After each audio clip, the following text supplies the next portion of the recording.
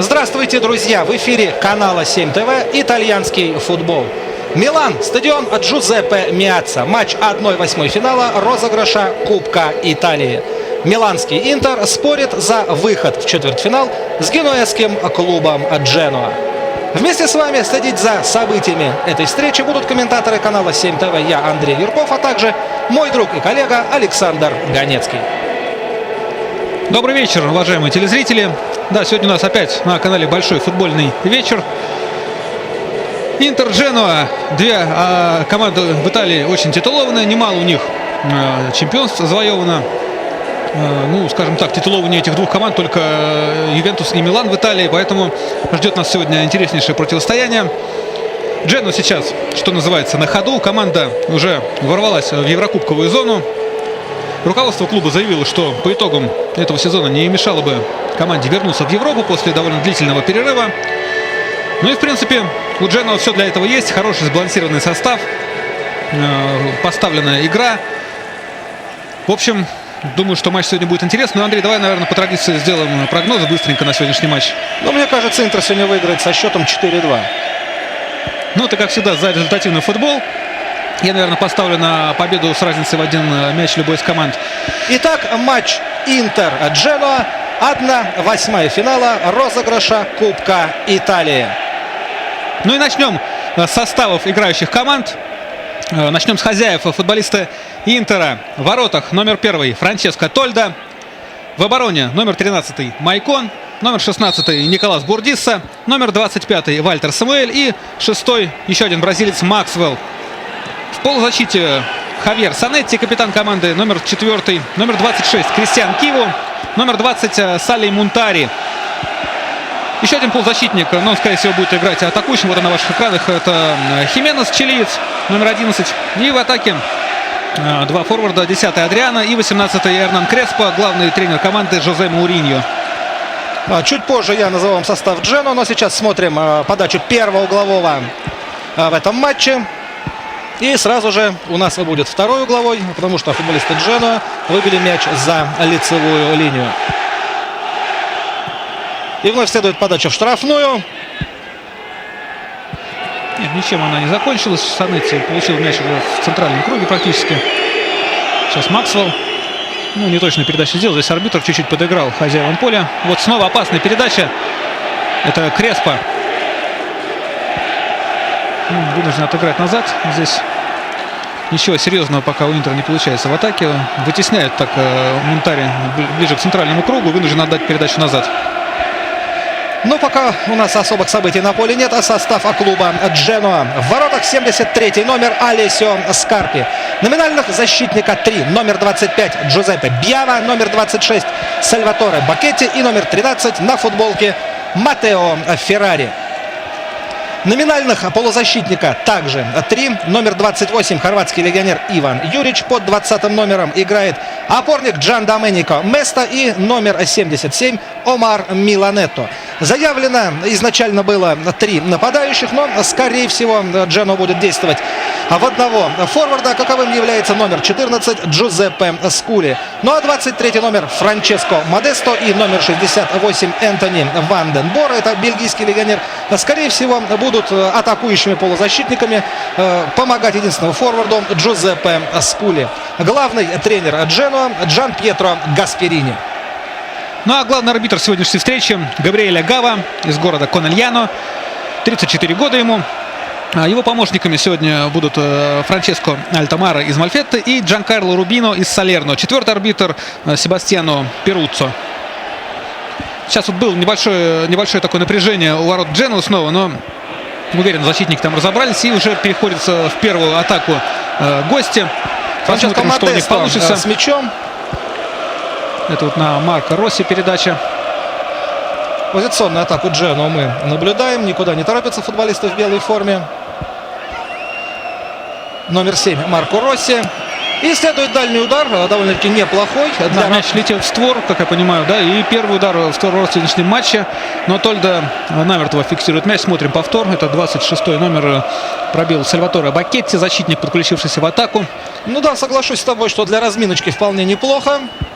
Ну, куда-то в район штанги дальний мяч летел, но, тем не менее, Тольда уверенно с ним справился.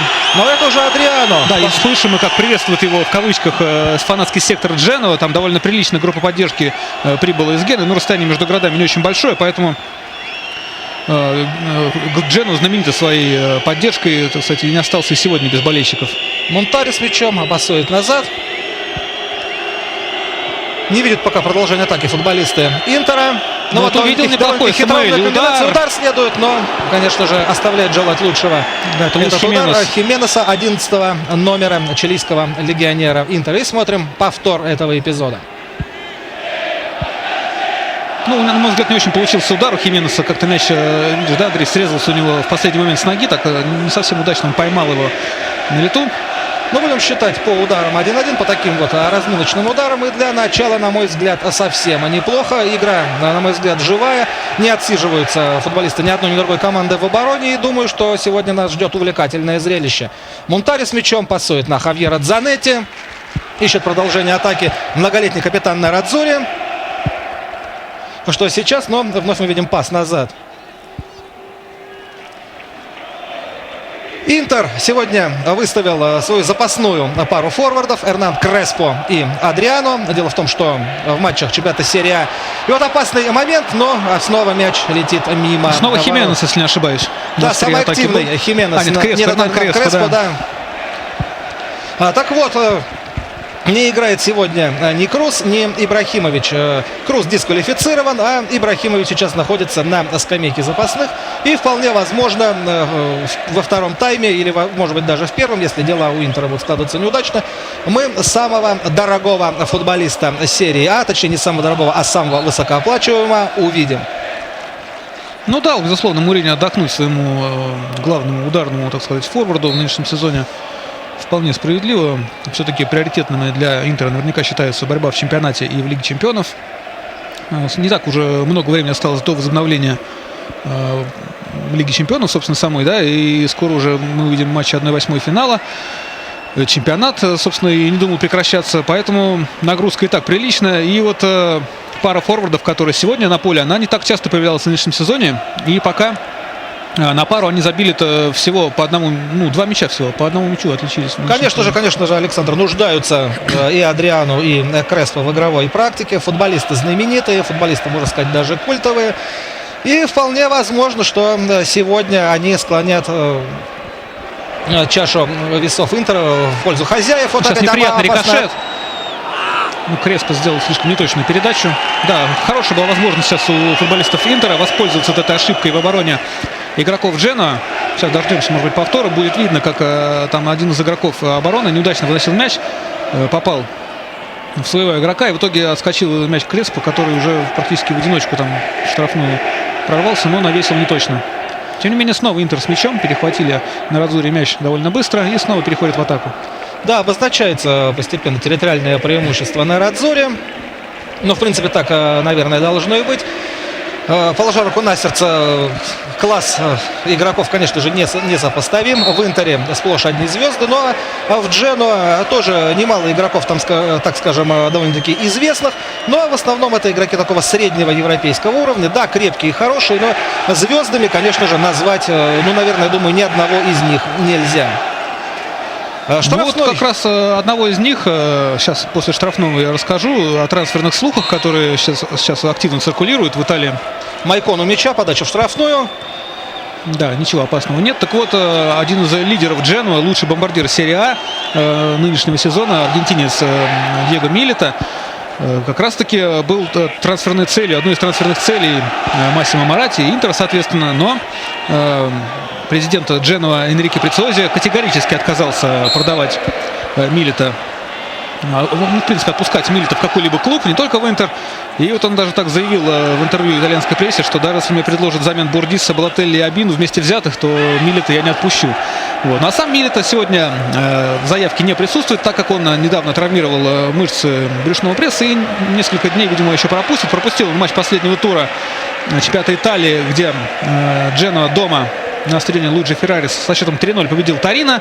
Ну, как видим, и без него неплохо справились. Дженуа сейчас находится на 5-м месте. Обошли они Фиорентину в турнирной таблице. И всего лишь навсего на 11 очков отстают от лидера Интера. То есть не так и плохо турнирное положение Дженуа. Я бы даже сказал, очень хорошо.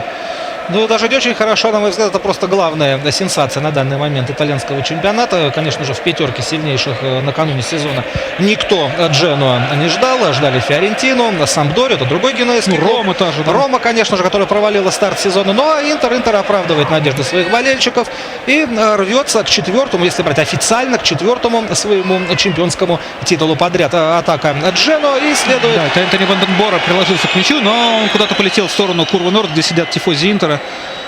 Да, неплохой игрок, очень молодой, 21 год этому футболисту. Родился он в Демократической Республике Конго, тогда она еще называлась Заиром 21 год назад, но уже в раннем возрасте приехал в Бельгию и 12 лет находился в системе Андерлехта, это ведущий бельгийский клуб. Ну а в 2007 году перебрался на Апеннины, один сезон поиграл за Фьорентину, там в состав пробиться не смог.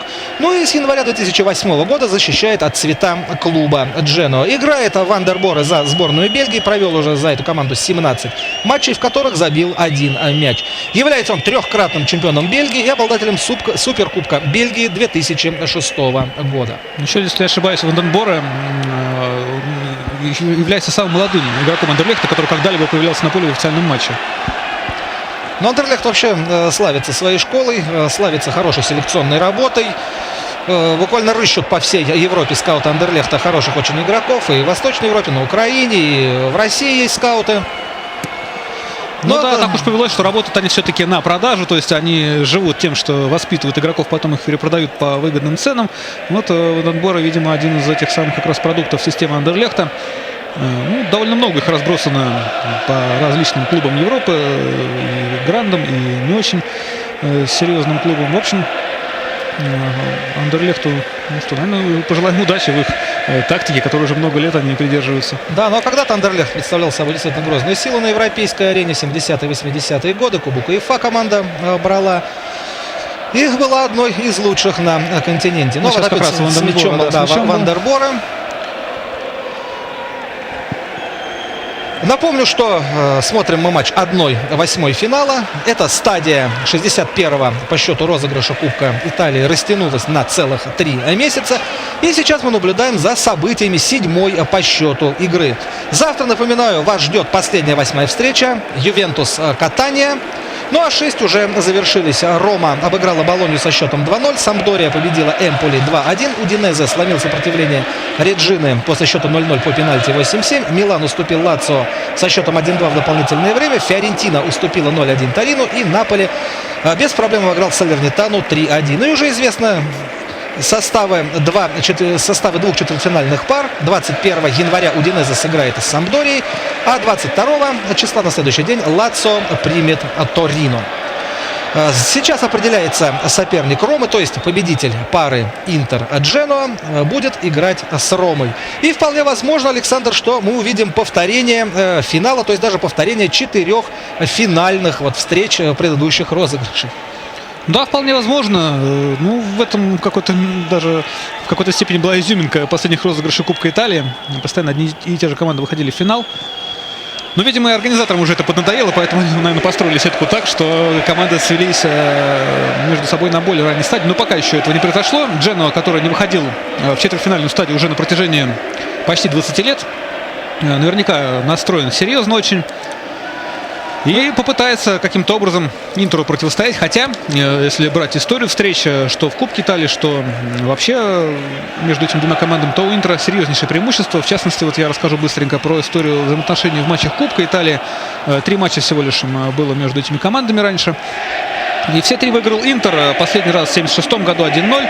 Ну а ранее в 1969 году со счетом 3-0. И в 1972 со счетом 3-1. То есть, в принципе, безоговорочное преимущество по личным встречам у Интера в матчах Кубка Италии. Но я хочу добавить, что организаторы не делали специально, чтобы Интер с Ромой сошли в четвертьфинале. Жеребьевка была вот этих 8 команд абсолютно слепой. И просто так вот получилось, да, что вот на этот раз финала Интер-Рома уже не будет. Что касается формулы турнира, то четвертьфиналы будут состоять также из одной встречи, то есть система, нокаут-система так называемая, дополнительное время и пенальти. Но вот полуфиналы будут состоять из двух матчей, запланированы на 4 марта и 22 апреля по системе дома и в гостях. Ну а финал состоится в Риме 13 мая. Футболисты Дженуа в атаке атакуют левым флангом. С мячом был 23 номер Модеста. Сейчас нарушение правил. Это капитан команды 7 номер Марко Росси. Во втором эпизоде, да, подтолкнул, конечно же, 26-й номер Интера Кристиан Кио своего оппонента. И судейское решение абсолютно здесь справедливо. Хочу напомнить, что в нынешнем сезоне это уже не первая игра между Интером и Дженуа. Также здесь на Сан-Сиро 26 октября уже прошлого года эти соперники сошлись в матче 8-го тура чемпионата Серии А. И голов в этой встрече зрители, увы, не увидели. Ничья 0-0. Но это, Андрей, только подтверждает мою мысль о том, что Джено в этом сезоне довольно прилично выглядит и способен оказывать сопротивление. Не просто оказывать сопротивление, а составлять конкуренцию ведущим итальянским клубам. Ну, что касается матчей между Интером и Дженуа, коль уже закончить эту тему, то, конечно же, 0-0 там или 1-0 бывает не всегда. История знала и более веселые времена. Например, вот 23 декабря 1945 года, уже давно это очень было, но тем не менее, в 10-м туре итальянской серии А Интер разгромила Дженуа просто с хоккейным, даже, можно сказать, со счетом хоккей с мячом 9-1. Вот представьте себе, вот такой вот разгром на Радзоре учинили Грифони. Грифони — это прозвище Дженуа на Апеннинах. Ну и также эту команду можно называть Россо Блу, то есть красно-синий, то есть вот по цветам. Убедительный реванш взяли тогда на Радзоре в 1945 году, ведь 3 годами ранее Дженуа выиграл со счетом 6-1 свой матч у Интера. Ну а всего между собой команды провели на данный момент в чемпионатах Италии, ну, в серии А, то есть с сезона 29-30 85 встреч. Из них 42 матча выиграл Интер, 26 ничьих и всего лишь 17 побед у Дженуа. Разница мячей 150-91 в пользу, опять же, Интера. Так что видим мы довольно серьезное, солидное преимущество по истории личных встреч у клуба из Милана. А вот Мунтари наносил дальний удар, но мяч полетел не очень сильно, и Скарпи с ним справился легко. Давайте посмотрим повтор этого эпизода. Да, так ушел от Ванденбора и пробил, но слабенько. Да, вратарь здесь абсолютно контролировал ситуацию. Опытный голкипер, да, он такие вещи должен щелкать, как орешки. Да, Алессио Скарпи, 35 лет, уже, можно сказать, закат карьеры. Но вот сейчас опасный момент, и нужно вот открывать счет здесь. Ну как же так, такой прекрасный... Форварда. Да, это, пожалуй, самый первый реальный момент. Это тот самый Энтони Ванденбор, о котором мы уже немало сегодня говорили. Сейчас как-то очень опрометчиво, на мой взгляд, из ворот вышел Франческо Тольдо. Смотрим мы. Вот перехват, ошибка защитника. Ванденбор миновал Тольдо, но здесь прекрасно сыграл Мунтари, вернувшийся в оборону. Да, Мунтари просто спас свою команду в этом эпизоде. Андрей, как считаешь? Но ошибся Вальтер Самуэль, 25-й номер. Здесь, да. к сожалению, да, повтор нам не показали. Но так не закончено угловой, но... Здесь Тольдо уже безупречен. Там был такой подкат, что не каждый бы игрок отважился на такое действие. Ну что, самоотверженный игрок сами Мунтари. Футболист довольно-таки известный. Например, имеет он титул, точнее медали на уровне национальных сборных. Занял он 3-е место в розыгрыше Кубка Африканских наций в 2008 году. Ну и стал он обладателем Кубка Англии. Это трофей, хорошо знаком зрителям нашего канала. В прошлом году финальный матч увидели в прямом эфире. Портсмута, за который тогда выступал Мунтари, со счетом 1-0 обыграл Кардифф Сити и стал второй раз в своей истории обладателем трофея. Так что Мунтари в том сезоне-то играл одну из определяющих ролей в Портсмуте. Ну да, хотя молодой довольно-таки игрок, 24 года этому полузащитнику из Ганы. Но за сборную выступает уже очень давно, с 2002 года, то есть совсем юного возраста. И уже провел 33 встречи, в которых забил 10 мячей. И вот снова сейчас сами Мунтари с мячом ищет продолжение атаки, пасует на Хавьера Дзанетти. Об этом футболисте мы обязательно с вами поговорим. Это настоящая легенда аргентинского, итальянского и, можно сказать, даже мирового футбола. Здесь Сплоховал сейчас откровенно Хименес, не смог обработать мяч и довольно-таки опасный момент мог быть, но... Это был сейчас вот Рубен Оливера на ваших экранах слева по кадру. В шапочке сидел на скамейке запасных. Надеюсь, мы его сегодня увидим. Тоже игрок довольно неординарный. Есть у него опыт выступлений за туринский Ювентус.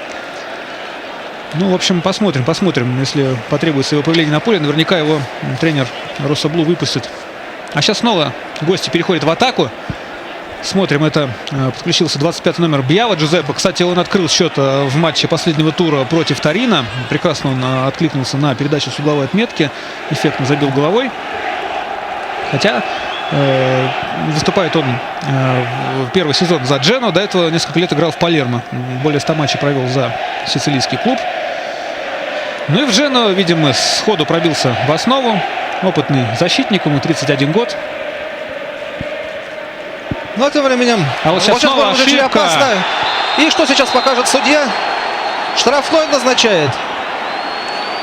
Нужно дождаться повтора, да, здесь ответили ошибкой на ошибку. Помнишь, да, Андрей, эпизод, когда футболисты Интера отбросили мяч так не очень удачно. Кто-то был, по-моему, Максвелл отбросил тогда мяч голкиперу. Давай посмотрим повтор этого, здесь вот видим эпизода. 25 номер, все тот же Бьява, про который мы только что говорили, проспал. И, конечно же, здесь он Адриана по ногам от души так врезал. Все-таки до предела где-то на линии штрафной, где-то тут уже на усмотрение да. Судьи. Сейчас посмотрим, как смогут. Все-таки, мне кажется, пенальти назначил. Смотри, здесь протестуют футболисты Дженуа. Да, на точку показывает арбитр, но, честно говоря, непонятно, на мой взгляд, все-таки нарушение. Эмоциональные итальянцы такими жестами показывают, даже место вот точно. Смотрим еще раз. Да ну, нет, конечно, нет, до штрафной. Здесь видно же, что до штрафной. Но, тем не менее, арбитр всегда прав. Именно так считается в футболе. Есть даже такой анекдот. Был ли пенальти? Судья отвечает, был. И завтра вы об этом прочтете в газетах. Итак, 11-метровый. Ну что, Адриано, бразилец, 26-летний форвард. И против него голкипер, 73-й номер, Алессио Скарпи. Как говорится, момент истины. Адриано этот гол очень нужен. Судейский свисток пока молчит. Да, такая небольшая пауза. Потому что там Марко Росси встал в пределах штрафной. И, видимо, так судья многозначительно на него смотрит, чтобы он отошел. Итак, свисток дан. Разбег. Удар. И Скарпи великолепно играет Скарпи. Вот это да. Есть в этом мире справедливость все-таки. И Скарпи это сейчас доказывает. Кстати, у нас Бьява получил красную карточку, если я не ошибаюсь. И Джено остался в 10-м. Это немножко упустили. Равно как и итальянские телеоператоры. Смотрим повтор.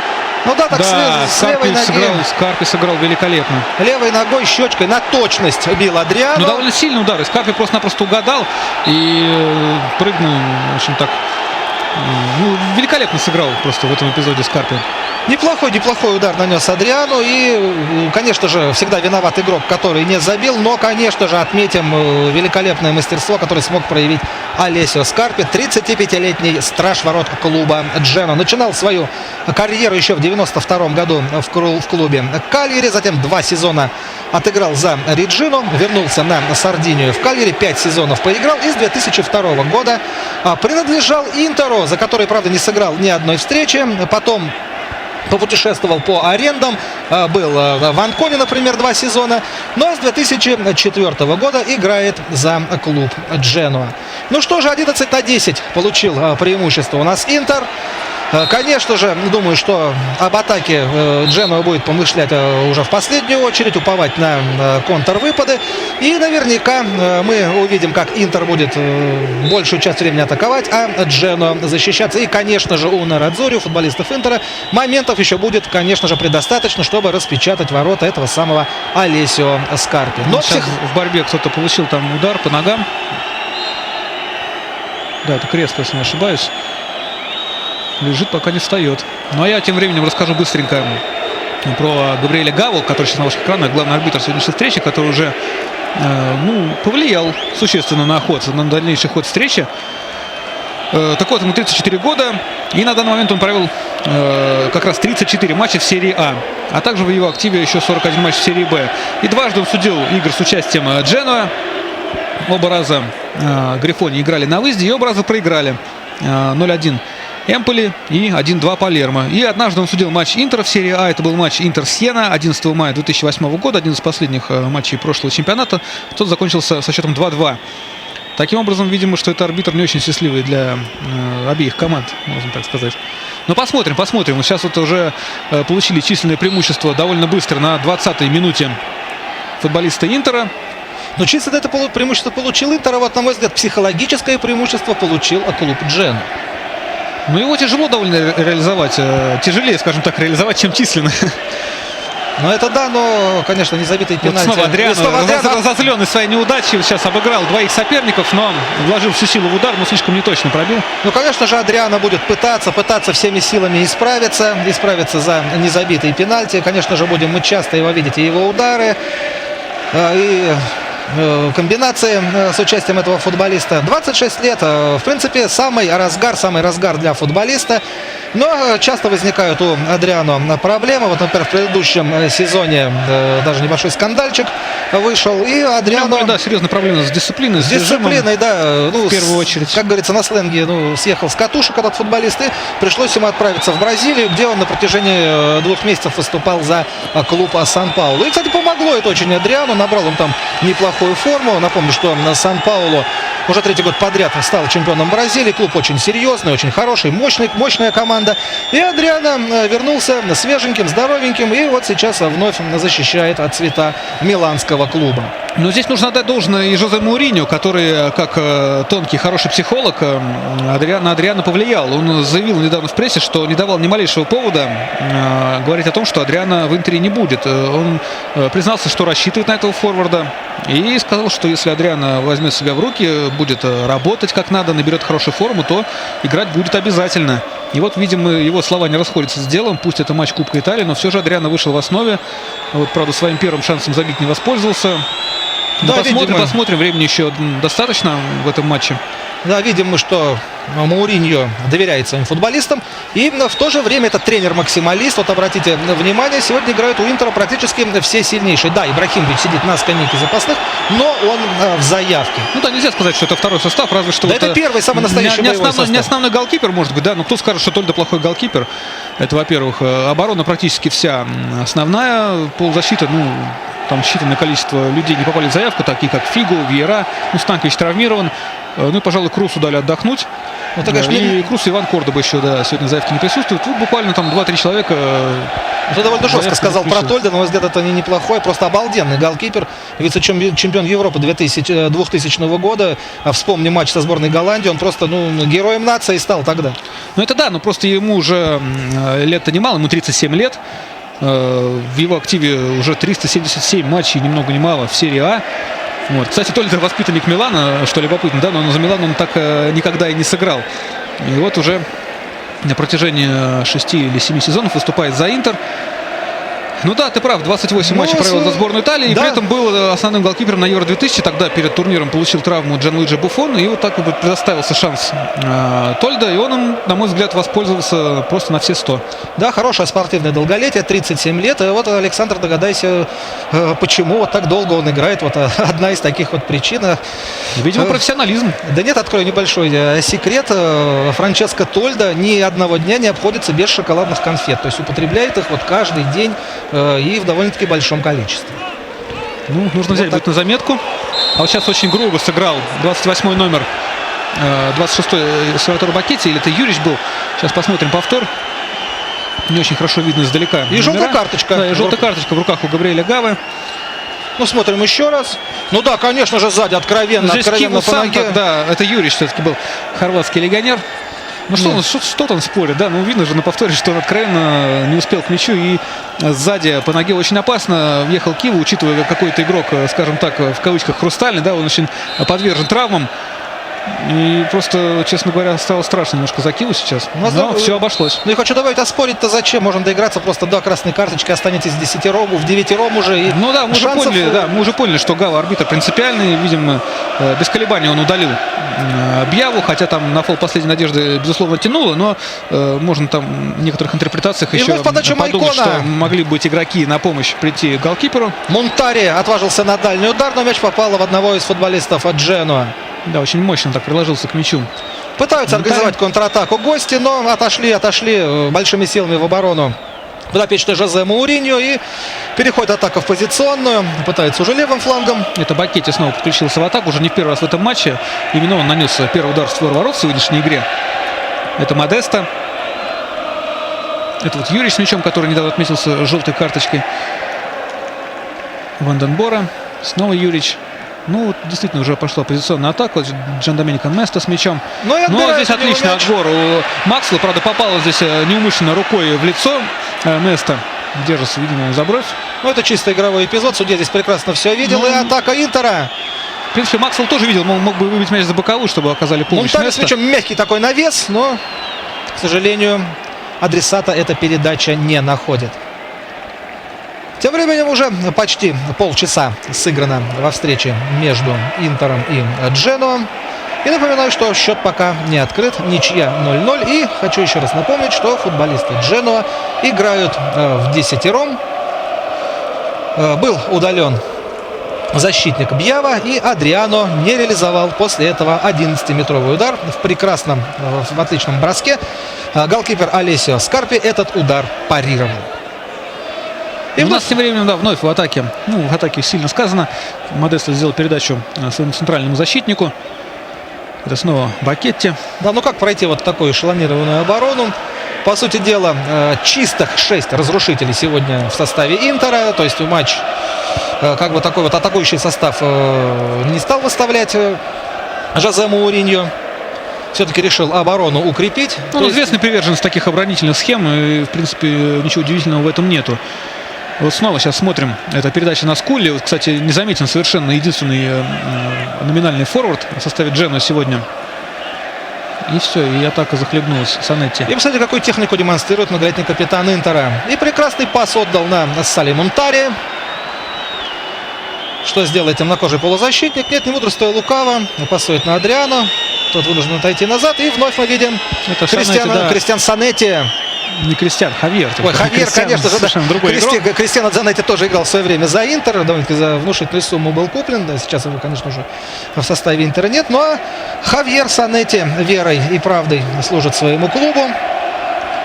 Является капитаном уже с 99-го года. И капитанскую повязку ему передал никто иной, не кто-нибудь, а легендарный футболист Джузеппе Бергами по прозвищу Дядька, чемпион мира в составе Сквадра-Адзурро 1982 года. Да, и рекордсмен Интера по количеству официальных матчей, 751, если не ошибаюсь, на его счету.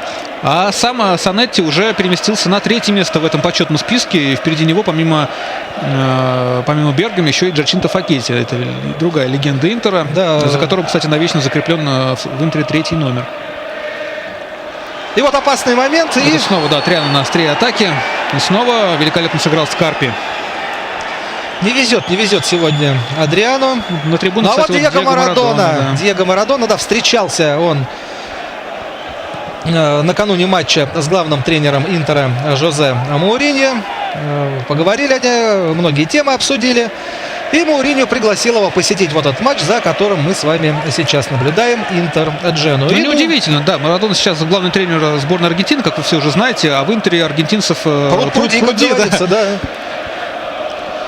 Кстати, в прессе появилось сообщение, что Марадона еще и посоветовал лично Тевесу и Серхио Агуэро также перейти в Интер. Ну тогда там просто будет вообще... В принципе, можно будет выставлять состав целиком из аргентинцев. Остался только, наверное, голкипер очень хороший. Да, хоть форму переодевай, делай бело-голубую, как у сборной Аргентины. Да, аргентинцев много, и вообще легионеров у Интера очень много. Но вот сейчас на поле мы видим всего лишь одного игрока, да и тот вратарь — это Франческо Тольда. Все остальные 10 — это легионеры. Но таковы условия современного футбола, ничего не поделаешь. И да, к сожалению, ничего поделать мы не можем. Не Интер один такой, во всех чемпионатах есть такие команды, и не одна, и в Бундеслиге, и в английской премьер-лиге, и в испанской. Исключений здесь практически нет.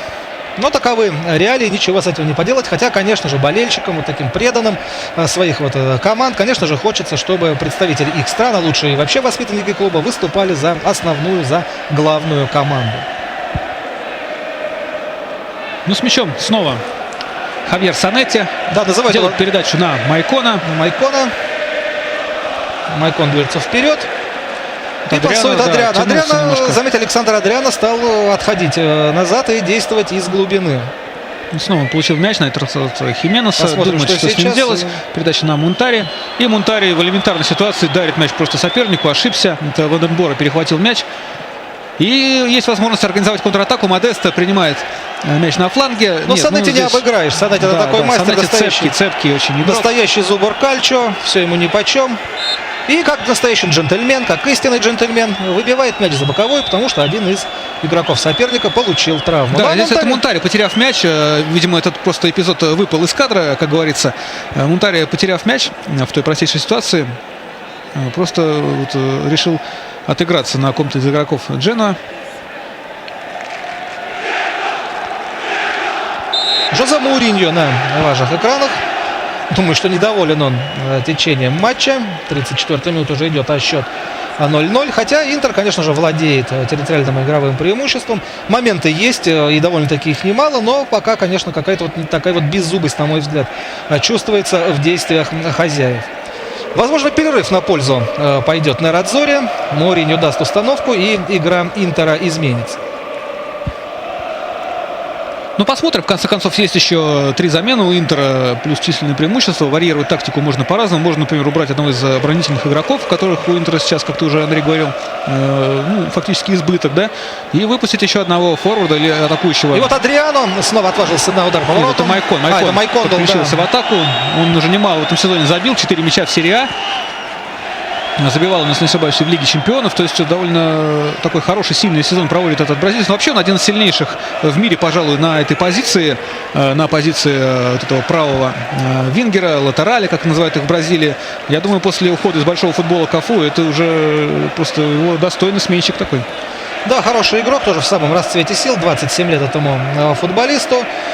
За Интер проводит уже свой 3-й сезон. С 2006 года он в этой команде. И довольно-таки часто играет за сборную Бразилии. Выступает за нее уже на протяжении 5 лет. Провел 34 матча, в которых забил 3 гола. Довольно-таки, кстати, титулованный футболист Майкон. Дважды выиграл он Кубок Америки. В 2004 и в 2007 годах это было. Также он является победителем Кубка Конфедерации 2005 года. И у себя на родине также завоевывал титулы на клубном уровне. Был чемпионом Бразилии 2003 года и обладателем Кубка Бразилии также 2003 года. Ну и в составе Интера выиграл 2 чемпионских титула. Я еще добавлю, что выступал он во Франции за Монако некоторое время. Ну, Да, на протяжении 2 сезонов. Довольно быстро, да, доказал селекционерам итальянских клубов, что способен играть на более серьезном уровне. И вновь Сейчас, да, Интер в перехват атаке. Интера. Это Хименес хорошо сыграл в отборе. Здесь небольшая несогласованность. И Грифони перехватили мяч. И посмотрим, сумеют ли они свою атаку развить. Это Скулли получил мяч. Скулли, видимо, оттягивается не просто к центру поля, еще и на фланг в поисках мяча. Так он практически не заметен на том месте, где он должен был бы быть, в центре нападения. Ну, тяжело, конечно же, Скулли, единственному форварду Джену, играть вот в такой вот обстановке. Напоминаю, на одного игрока меньше в составе гостей. Ну, да, плюс ему противостоят Бурдис и Сумель, 2 защитника сборной Аргентины. У Сумеля прозвище Ильмура, что означает стена. Попробуй такого пройди, как говорится. Да, но там еще и Санетти чуть впереди, у которого тоже прозвище такое, скажем, довольно-таки жесткое. Трактором зовут этого футболиста.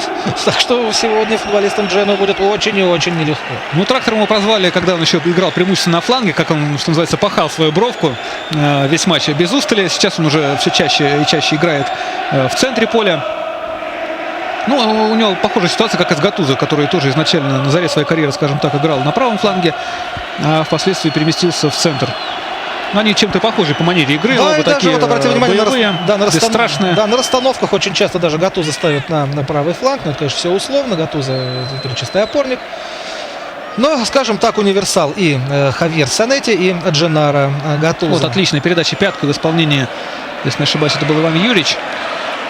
Но, к сожалению, вот эта внешняя красота не нашла никакого продолжения. А это вот на ваших экранах Массимо Моратти. президент Интера многолетний, с 95 года он с небольшим перерывом, когда 2 года Джачинто Пакетти был президентом Интера. Но я думаю, это было все-таки формальностью. Но Моратти с 95 года во главе этого клуба стоит и отметился несколькими внушительными трансферами, скажем так.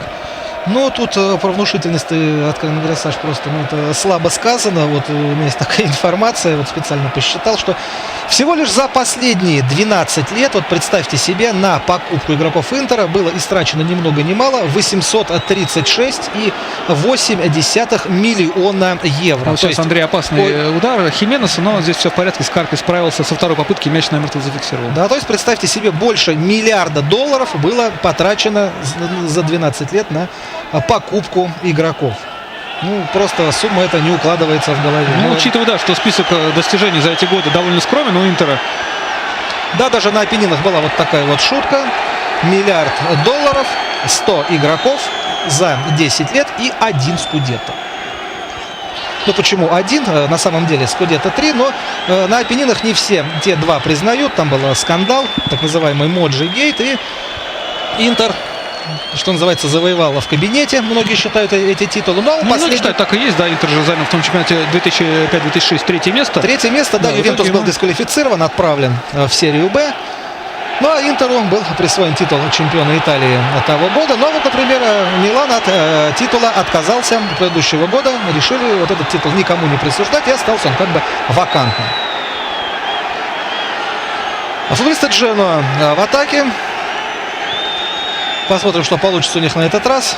Левым флангом атакуют. Нет, ну, Модесто мяч отскочил как от дерева, и нельзя так обрабатывать мяч. Естественно, здесь Майкон сразу его и накрыл. Правда, судья посчитал, что Майкон нарушил правила. Ну, так, небольшая накладка, да, все-таки имела место быть. Вот снова нам показали. Но она была, собственно говоря, вызвана только тем, что Модесто плохо обработал мяч. Снова нам показали Массимо Моратти. Вот хочу добавить, что вот за эти самые 12 лет было куплено аж 32 игрока ценой свыше 10 миллионов евро. Да, внушительными обладает финансовыми возможностями Массимо Моратти. Однако вот лишь последние несколько лет хоть какой-то результат они начали давать. И наконец-то на улице болельщиков Интера праздник, что называется. Вот Златан Ибрагимович как раз один из тех 30 с лишним игроков дорогостоящих на ваших экранах был. Да, Златан Ибрахимович. Смотрит он, наблюдает за игрой своих товарищей.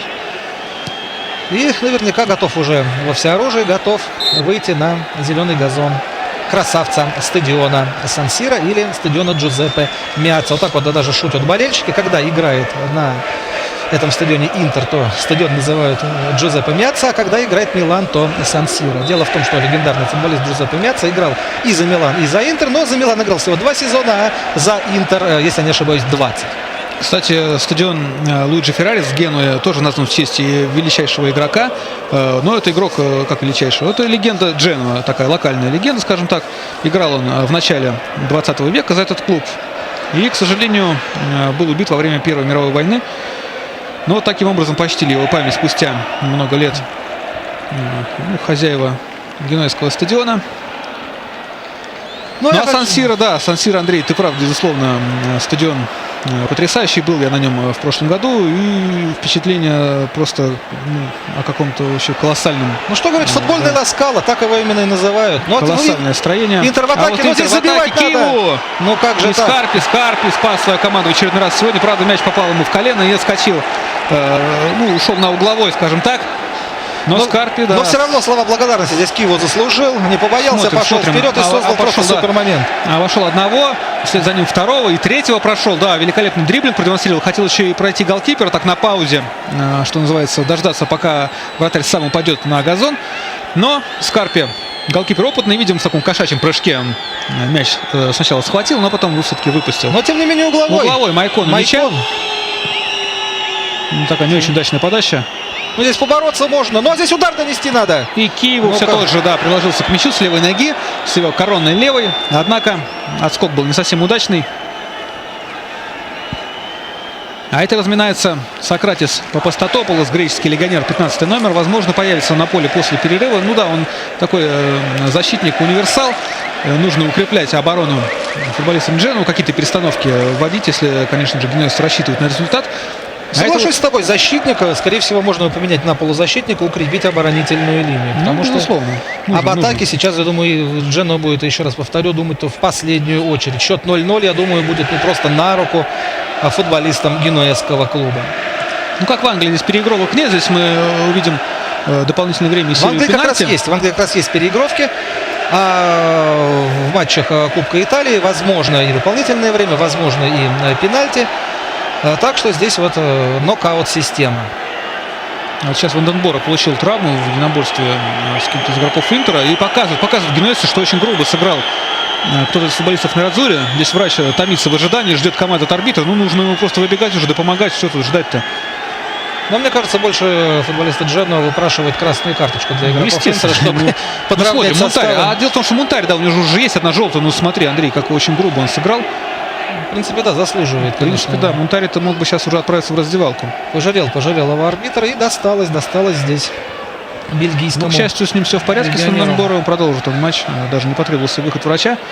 Может быть, больше испугался. Но такое бывает, кстати. Кто играл в футбол, тот понимает, что когда получаешь удар по ноге, просто порой от испуга такой вскрикиваешь так инстинктивно. А сама-то боль может быть не такая уж и сильная. И Проходит да, через довольно некоторое быстро. время, довольно-таки быстро, но... То есть это такой просто психологический момент, когда это боязнь получить травму, скажем так. Ну да, такой рефлекс, то есть вот реакция организма, ничего с этим не Да, пойдет. тем более там у них под ногами щитки, там может быть такой характерный хруст раздаваться, что... Ты подумаешь, что это кость, да, но на самом деле ничего страшного нет. Ну, к счастью, да, как раз тот случай и есть, ничего страшного не произошло. И сейчас снова в атаке Интер позиционный. Самуэль пасует на Хименеса. Там Максвелл просит мяч на фланге. Но чилиец принимает другое решение, дает передачу на своего капитана. Хавьер Санетти. Тот обратно возвращает мяч Хименесу. И снова Санетти, так разыграли они такую стеночку. Майко, но здесь неточная передача. Перехватили мяч футболисты Дженуа. С мячом Миланетта. Но тем временем последняя минута первого тайма уже идет. И вот сейчас Ванденбор выпрыгнул, но головой сыграл не точно, а точная передача рекламному щиту. Ну что же, пока держатся оборонительные порядки генуэзского клуба. Интер атакует много, атакует, скажу, разнообразно, атакует хорошо даже, но пока вот какой-то вот остроты при завершающей стадии атаки у подопечных Муриньо мы не наблюдаем. Мы посмотрим, что сейчас. Можно пробить. И великолепно здесь спас свою команду. Кто это был? По-моему, Бакетти. В шикарном просто подкате.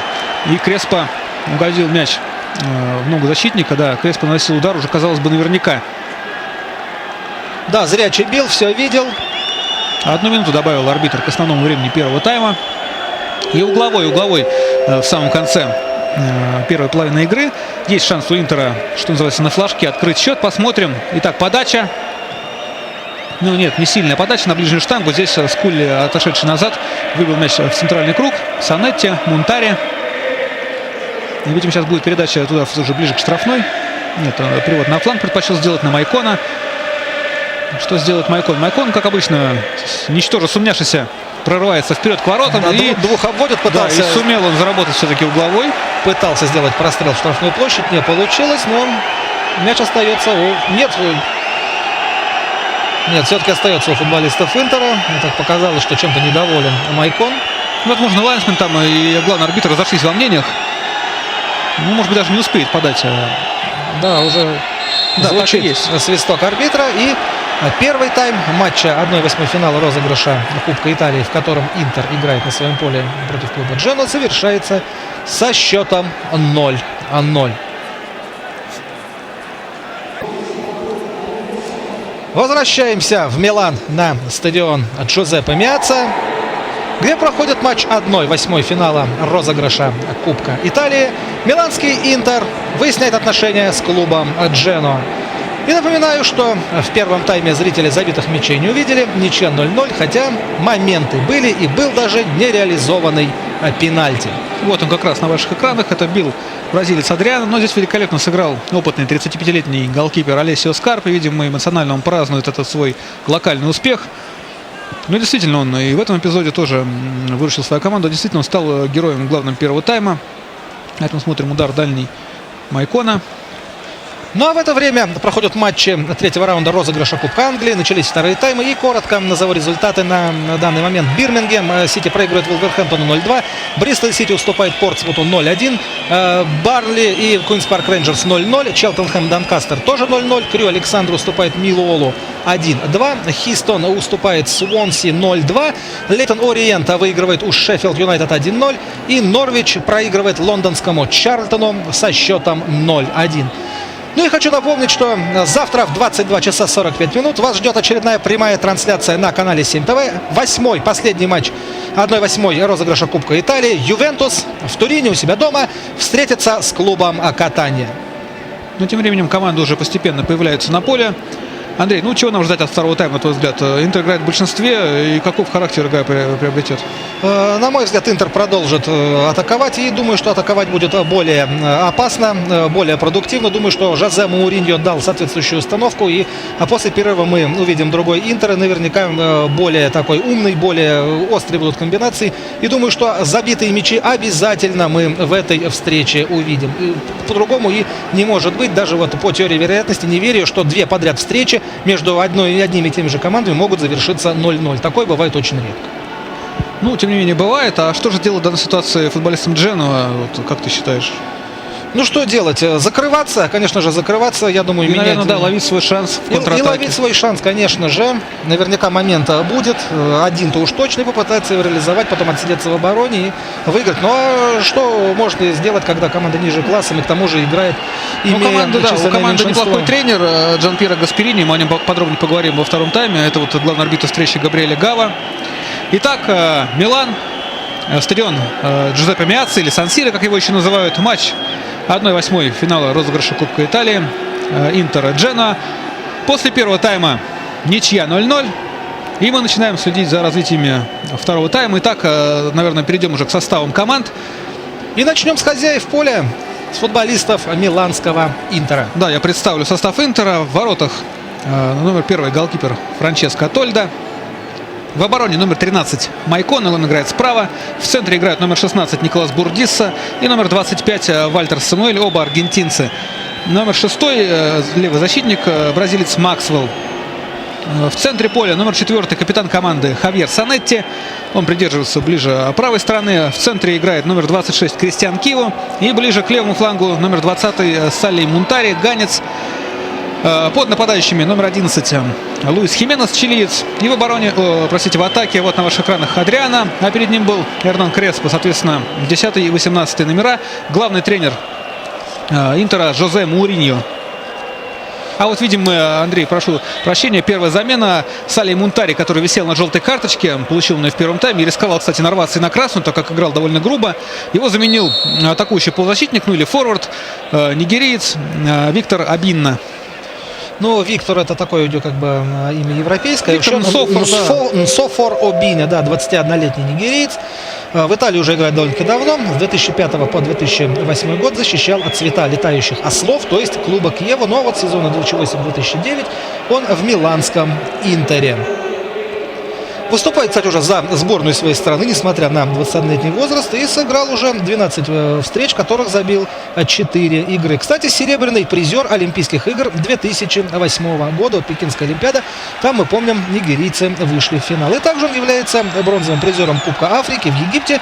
В 2006 году тот турнир состоялся. И мы видим одна замена в составе гостей, в составе клуба Джено, и на поле появился... Вот опасный прострел, и не смог замкнуть его. Это как раз вышедший на замену Обинна уже отметился передачей, но Креспо к мячу не успел. В отчаянном подкате пытался он, смотрим повтор, пытался он замкнуть эту передачу. Да, без раскачки начал Интер.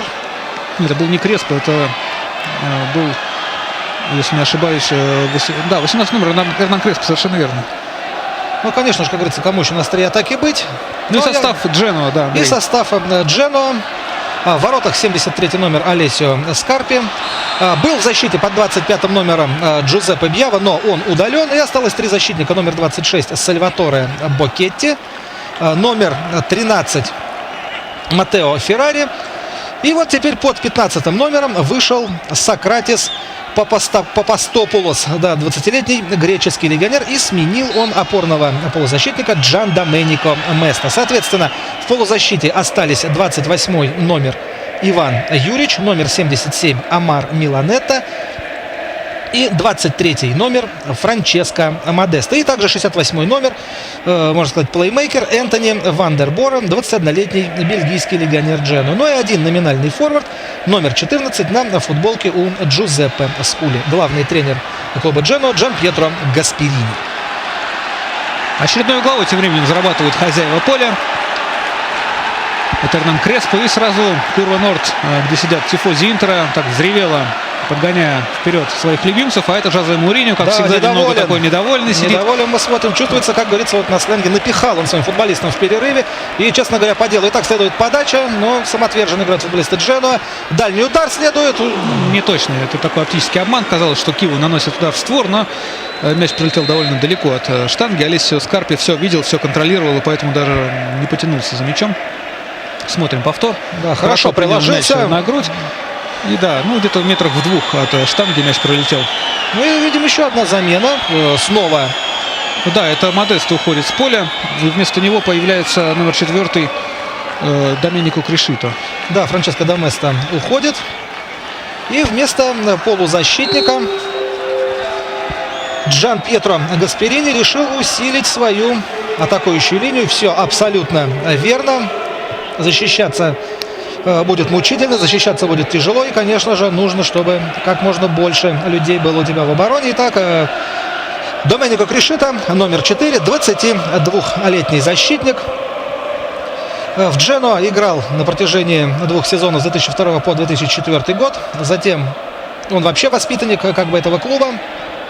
В молодежной команде играл, затем пытал свои силы в Ювентусе, но вернулся в родной клуб и с января 2008 года уже принадлежит генуэзской команде. Выступал он практически за все сборные Италии, начиная от 16-летней до молодежной, включая даже олимпийскую, не выступал только за национальную сборную Италии. Но это пока не дорос еще. Но это в тему вот того, что очень много молодых, талантливых в Италии футболистов. Он, кстати, когда вот я изучал так вот досконально состав Дженуа, то обратил внимание, что 5 или 6 футболистов прошли вот все ступени юношеского футбола от 15 до олимпийской сборной. Но вот в национальную попасть не могут. И, как уже, Александр, говорили с тобой, что вот засилие легионеров и мешают они развиваться талантом местных игроков. Тем временем очередная атака Интера.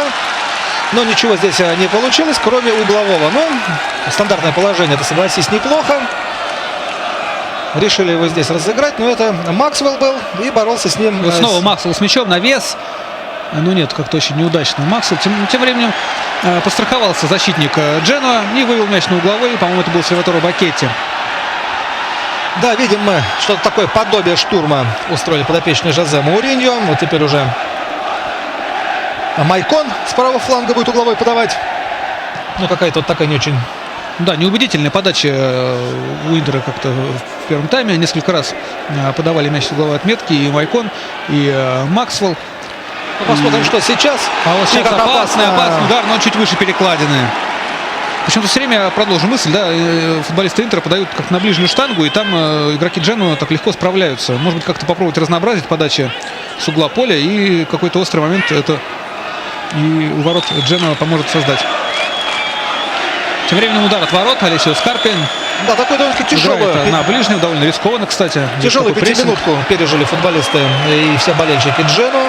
Вполне могли интеристы счет открыть. Ну да, помимо вот этих многочисленных атак, еще и, как мы видели, замена, на мой взгляд, наверное, все-таки вынуждена, потому что смысл менять игрока через 3 минуты после начала второго тайма, согласись, да, наверное, все-таки Модесто получил травму какую-то в одном из единоборств, и игру продолжить не смог, и вот его заменил коллега по амплуа, они оба играют слева. И посмотри, какой Майкон совершает проход, прекрасный, но забивать здесь надо, и опять чудеса творит Алессио Скарпи. Да. Скарпи в этом сезоне в серии А не провел ни одного матча, основной голкипер бразилец Рубиньо в Дженуа, но мы видим и резерв очень даже неплохой у Дженуа в лице опытного 35-летнего Алессио Скарпи. Да, такая тактически грамотная, согласись, вот такая типичная итальянская команда. Ну а Скарпи в очередной раз подтверждает тезис о том, что в Италии очень сильная вратарская школа, да, и вот сейчас... не только он, еще и... Но сейчас Адриано помешал своему партнеру нанести прицельный удар, мяч попал в бразильца и, увы, опасный. Да, пожалуй, только итальянские голкиперы могут вот так вот целый сезон сидеть на скамейке, а потом в отдельно взятом матче выйти и свою команду выручать раз за разом. Не, но они тренируются, конечно же, целый сезон. В Италии очень хорошая вратарская школа. Практически в каждом клубе отличный тренер вратарей. Но сейчас опаснейший момент.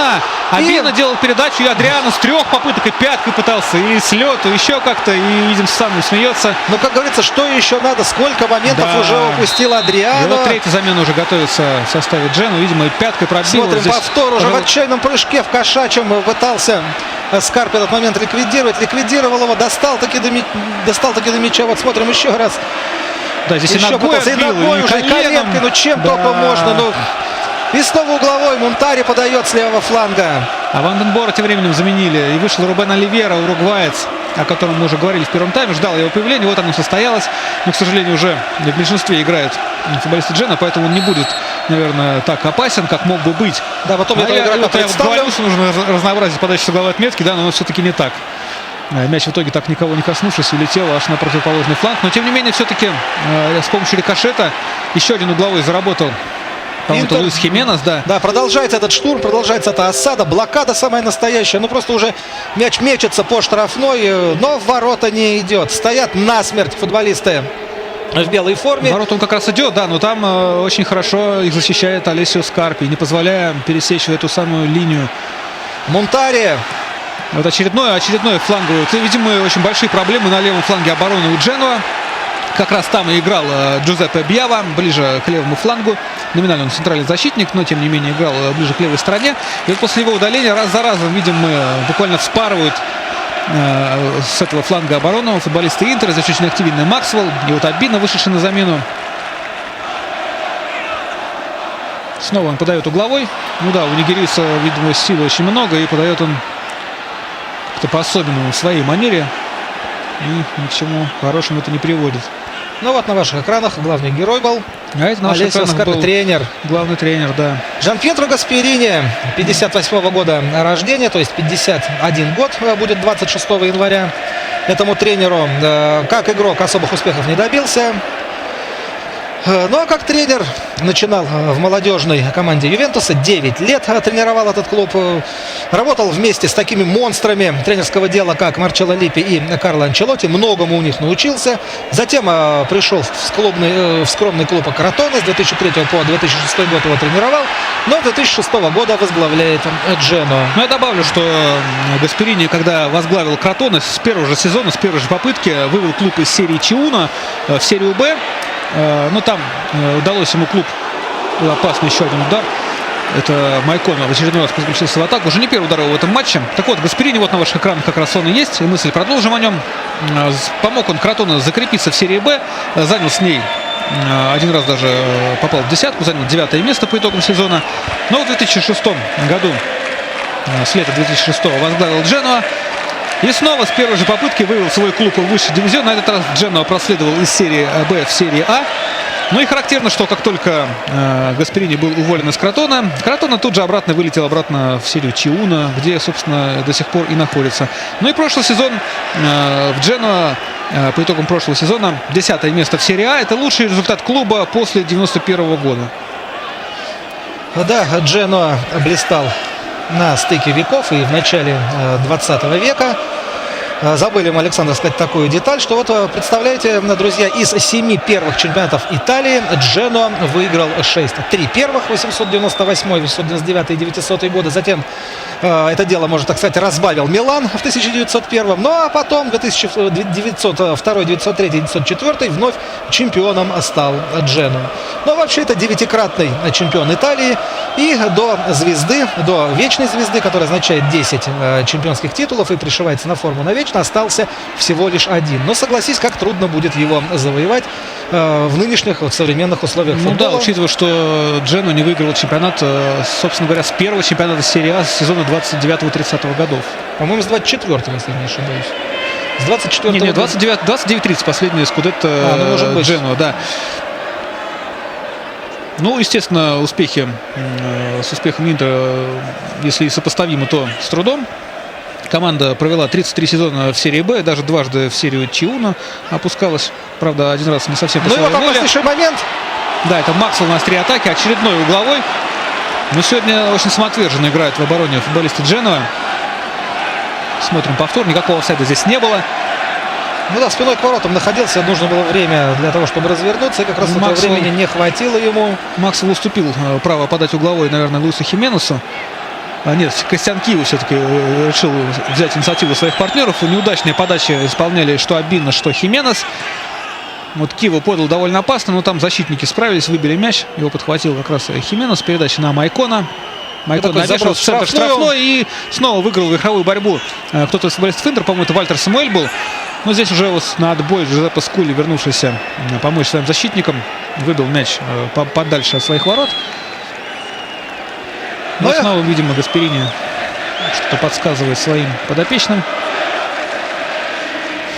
Ну что же, 58-я минута в матче между Интером и Дженуа, а счет не меняется. Можно, конечно, сказать, есть такое выражение, что гол назревает, но судя по тому, как бьется Дженуа, как бьется в обороне, самоотверженно, то пока вот что-то не чувствуется, что Интер может в ближайшие... Ну, поймали кураж, да, что защитники, что вратарь Дженуа, и команду свою выручает очень самоотверженно. Вот Оливера получил мяч, элегантно пробросил между ног Киву, но здесь его Киву встретил корпусом, да так, что Оливера вылетел даже обратно туда, откуда он недавно появился, на скамейку запасных. И очередная атака Интера, Майкон с мячом.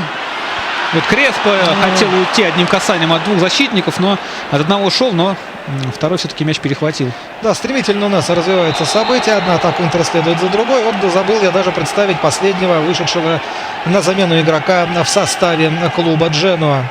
Вместо Энтони Ванденбора, бельгийского полузащитника, на поле появился уругваец Рубен Оливера, номер 11. Это форвард, но, скорее всего, он действовать будет в полузащите. 25-летний игрок, можно даже сказать, довольно-таки перспективный. Играл в Уругвае за клуб Данубио и является двукратным чемпионом этой страны. Ну а тем временем Интер вновь в атаке, вновь подача, но адресата она не находит. Здесь никого из футболистов Интера не было. Вот снова с мячом как раз тот самый Оливера, о котором ты говорил, Андрей. А у нас получил травму кто-то из игроков Дженуа. Но здесь Дженуа решил не выбивать мяч, и атака довольно перспективная была. Это Марко Росси получал мяч, а, видимо, игрок даже сознание потерял, что ли. Его так хлопают по лицу, смотрим. Да, вот такую в коробочку взяли этот Джузеппе Скулли. Смотрим повтор. Да, вот здесь видно, что ему очень попали больно по лицу. Мы будем надеяться, что все в порядке, хотя вот выбежали уже врачи с носилками. Да, учитывая трагические события последнего времени, которые происходят в спорте. Игра у нас честно говоря, страшновато. Сейчас посмотрим, все же, сможет ли самостоятельно встать Скулли. Да, пока лежит на газоне, видимо, носилки. Но вот фанаты Дженуа поддерживают, они, конечно, своих любимцев, а поддерживают травмированного игрока, безусловно. Ну и клуб отвечает им взаимностью. Закрепил он за болельщиками 12-й номер навечно. Никого нету на поле под этим номером Дженуа. Да, этот номер принадлежит болельщикам. Да, хорошая идея, на мой взгляд. Нужно это внедрять повсеместно. В каждом клубе 12-й номер должен принадлежать болельщикам. Да, слава богу, по затылку его ударили. А это Виктор Обину на ваших экранах. Как раз он и расставил так локти в верховой борьбе. Я хочу напомнить, что в Генуе вообще два клуба сейчас в серии А. Это Дженуа и Сампдория. Вот хочу ответить такую деталь, что болельщиков у Дженуа практически в 2 раза больше. Чуть более 1 миллиона болеет за Дженуа и 585 тысяч за Сампдорию. Ну, Дженуа — это один из первых вообще клубов Италии профессиональных, да, единственный из тех, кто участвовал в первом чемпионате. Да, в 893 году основан англичанами. А Сампдория основана всего лишь на всего в 40-х годах, поэтому и неудивительно, я так считаю. Да и по титулам сравнить нельзя. 9-1. Сампдория, напомню, выиграла свой единственный чемпионский титул в 91 году. Тогда в ее составе блистал полузащитник сборной Советского тогда еще Союза Алексей Михайличенко. И оставила довольно-таки заметный след в истории этой генуэзской команды. Да, и финал Кубка чемпионов Сампдория выходила. Да, проиграла, правда, Барселоне, да, но тем не менее. Ну, это, видимо, единственный повод для гордости фанатов Сампдории по сравнению с тифози Дженуа. Ну почему? У Сампдории, например, еще есть Кубок Кубков образца 89 года, то есть европейский трофей был завоеван, а вот у Дженуа европейских трофеев нет ни одного абсолютно. Да, лучший результат — это полуфинал Кубка УЕФА в сезоне 91-92. Александр, он не только лучший, он единственный. То есть в 91 и 92 год это был единственный сезон, когда Дженуа играл в Еврокубках. Довольно-таки неплохо команда выступала. Тогда уругваец Агилера и чех Томаш Скухарова блистали. Вот Агилера забил 8 мячей в том турнире, но не смогли они пройти в полуфинале грозный тогда еще амстердамский Аякс. По сумме 2 встреч проиграли 3-4 и вынуждены были сойти с дороги в шаге от финала. А у нас тем временем Интер плетет кружева своих атак по-прежнему. Одна за другой атаки следуют на ворота Дженуа. Вот элегантные передачи пяткой, всевозможные разрезающие передачи используют футболисты Интера. Вот Обидно сейчас дриблинг пытается применить. В общем, всеми возможными способами пытаются вскрыть такую оборону Джену, куда уже отошли и полузащитники все номинальные. В общем, генуэзцы решили, видимо, дотянуть до дополнительного времени, а там уж на удачу. Но, как говорится, что делать? А что им еще делать, да. Ну и ловят они, пытаются они ловить свой шанс на контратаках. Видели мы даже эпизод, когда Скули получил травму, не стали убивать мяч генуэзцы за боковую и пытались провести свою атаку, правда, ничем она не завершилась. И хочу заметить, что Мауриньо не рискует. Вроде, как говорится, ты в большинстве, 11-10, плюс играешь на своем поле, команда ниже классом, но все равно держит футболиста Интера в обороне, так 3-4 человек постоянно. И сейчас против Айкона грубовато сыграл, этот был, кажется, Бакетти. И все, вот он, перехват футболистов Дженуа и возможность провести атаку хотя бы там 4-3. Да нет, все зоны перекрыты. Просто очень медленно развивали свою атаку генуэзцы. Не хватает у них хорошего диспетчера, на мой взгляд. Ну, вот того же Ванденбора уже с игры снял главный тренер Дженуа Гасперини. Ну да, 3 замены уже проведено, и именно в этом составе будет заканчивать. Да. Будут заканчивать матч гости. Если, конечно, никого не удалят. Если не удалят или кто-то не получит травму. Например, если кого-то вынесут с поля, все, в 9 останутся в любом случае. А представляешь, если вратарь? Да, ну рискнул Гасперини. Посмотрим, оправдается ли его вот это решение. В начале второго тайма, напомню, обе замены были сделаны. Ну а Мауриньо выжидает своего часа, пока произвел лишь одну замену.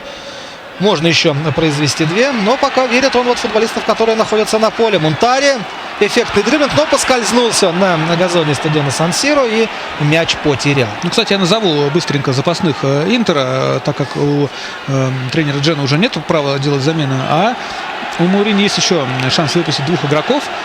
И вот кто в запасе: голкипер основной Жулио Сезар, номер 39-й Давида Сантон, защитник молодой 18-летний, который пока еще ни разу за Интер не играл, а также Эстебан Камбьяс, номер 19, Мансини 33-й, Кварежма 77-й, ну и Златан Ибрагимович, лучший снайпер команды в нынешнем сезоне, о нем мы уже сегодня говорили. Ну да, вполне возможно, что появится на поле и Златан Ибрахимович, и Рикардо Куарежма. Очень плохо провел Куарежма 2008 год. И вот представьте себе, ему даже вручили такой вот не очень приятный приз. Да, в Италии вот есть такой трофей, называется он «Золотой унитаз». Да, и вот 2008 год, именно он был вручен полузащитнику Интера Рикардо Куарежме. Ну, Андрей, заметьте, футболисты Интера уже не в первый раз являются обладателями этого сомнительного трофея. Да, 2006-2007 год, да, совершенно правильно Александр заметил. Золотой унитаз был вручен другому игроку Интера, бразильцу Адриано. Ну а в 2005 году еще один интерист получил, Кристиан Вьери. Ну а вообще этот приз основан в 2003 году, и первым его удостоился игрок Милана, бразилец Ривалдо. На следующий год такой вот почтенности в кавычках был удостоен защитник Ювентуса Никола Легроталли. Ну, как мы видим, стараются оргкомитет этого трофея, да, легионеров все-таки награждать. Ну, конечно, но только Никола Легроталли единственный итальянец, но скажу, что за этим призом никто, естественно, не пришел ни в один из годов. Но у нас тем временем... Не знаю уж, кому охота хвастаться таким достижением перед друзьями. А у нас тем временем неприятный еще один эпизод. Головами столкнулись Амар Миланетто, если не ошибаюсь. Или 7-й номер, или 77-й Росси, либо Миланетто, к сожалению, не обратила внимания. Это вообще практика таких призов. Это не только с футбола. Например, в кино такие же тоже вещи вручаются, в литературе. Поэтому здесь ничего нет. Это такая вот шуточка и как бы ничего особенного. Остановлена у нас игра. Ну, как раз, Андрей, то, о чем ты говорил. Сейчас, если Миланетто не сможет продолжить матч, да, то придется Джену играть в 9-ром. А сейчас вот перспективная атака намечается у гостей. Оливера сделает передачу на фланг. Это как раз вот Марко Росси. И ошибка. И Оливера с мячом. Здесь возможность навесить штрафную, но там никого нету. Там должен быть Скули, а он где-то ходит, прогуливается.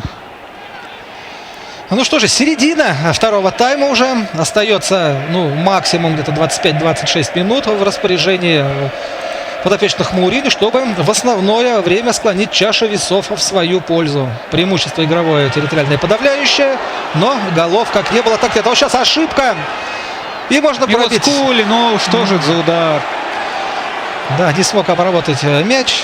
Да, он не обрабатывал, сходу пытался пробить, но Так попал себе как-то в пятку. Вот, очень, И вот сейчас стремительно развивается очень атака как-то Интера. неловко сыграл. И Хименес с да, мячом. передача напрашивается на Креспо. Да, так и есть, но это очень Догонит неточно. мяч Креспо аргентинец. включил все свои силы, чтобы догнать этот мяч у самой боковой линии. Сделал передачу на Майкона. Уж у него всегда силы в избытке. Хименес с Майконом в стеночку сыграли. Но нет, у Майкона, да, силы в избытке. И все это сказалось на передаче, которая получилась очень неточной и сильной. Замены пора, на мой взгляд, производить. Майкон извиняется Мауриньо. перед партнерами, да. Иначе ход этой встречи, Ошибся на мой взгляд, Максвелл. не изменить. Да, Да, Максвелл так ошибся, махнул по мимо мячу не мяча. попал. Махнул, да, и в результате Как клюшкой. чуть-чуть не привез. Опасный момент. Да не опасный момент, гол мог привести. Ну да, Опасный момент он привез. будь как раз. чуть поудачливей Джузеппе Скулли, то возможно, что неприятности на Радзуре было бы здесь не избежать. Ну, Ну, видимо, пока у нас небольшое затишье все-таки, да, редкий момент. Я еще немножко расскажу о трансферных слухах. Дело в том, что сегодня нет в составе Интера ни заявки, ни, естественно, на поле таких футболистов, как Марио Балотелли и Оливье Дакур. Так вот, поговаривают, что оба они команду могут покинуть. Причем Дакур уже нынешней зимой. Сыграл он в серии А в нынешнем сезоне всего лишь в одном матче.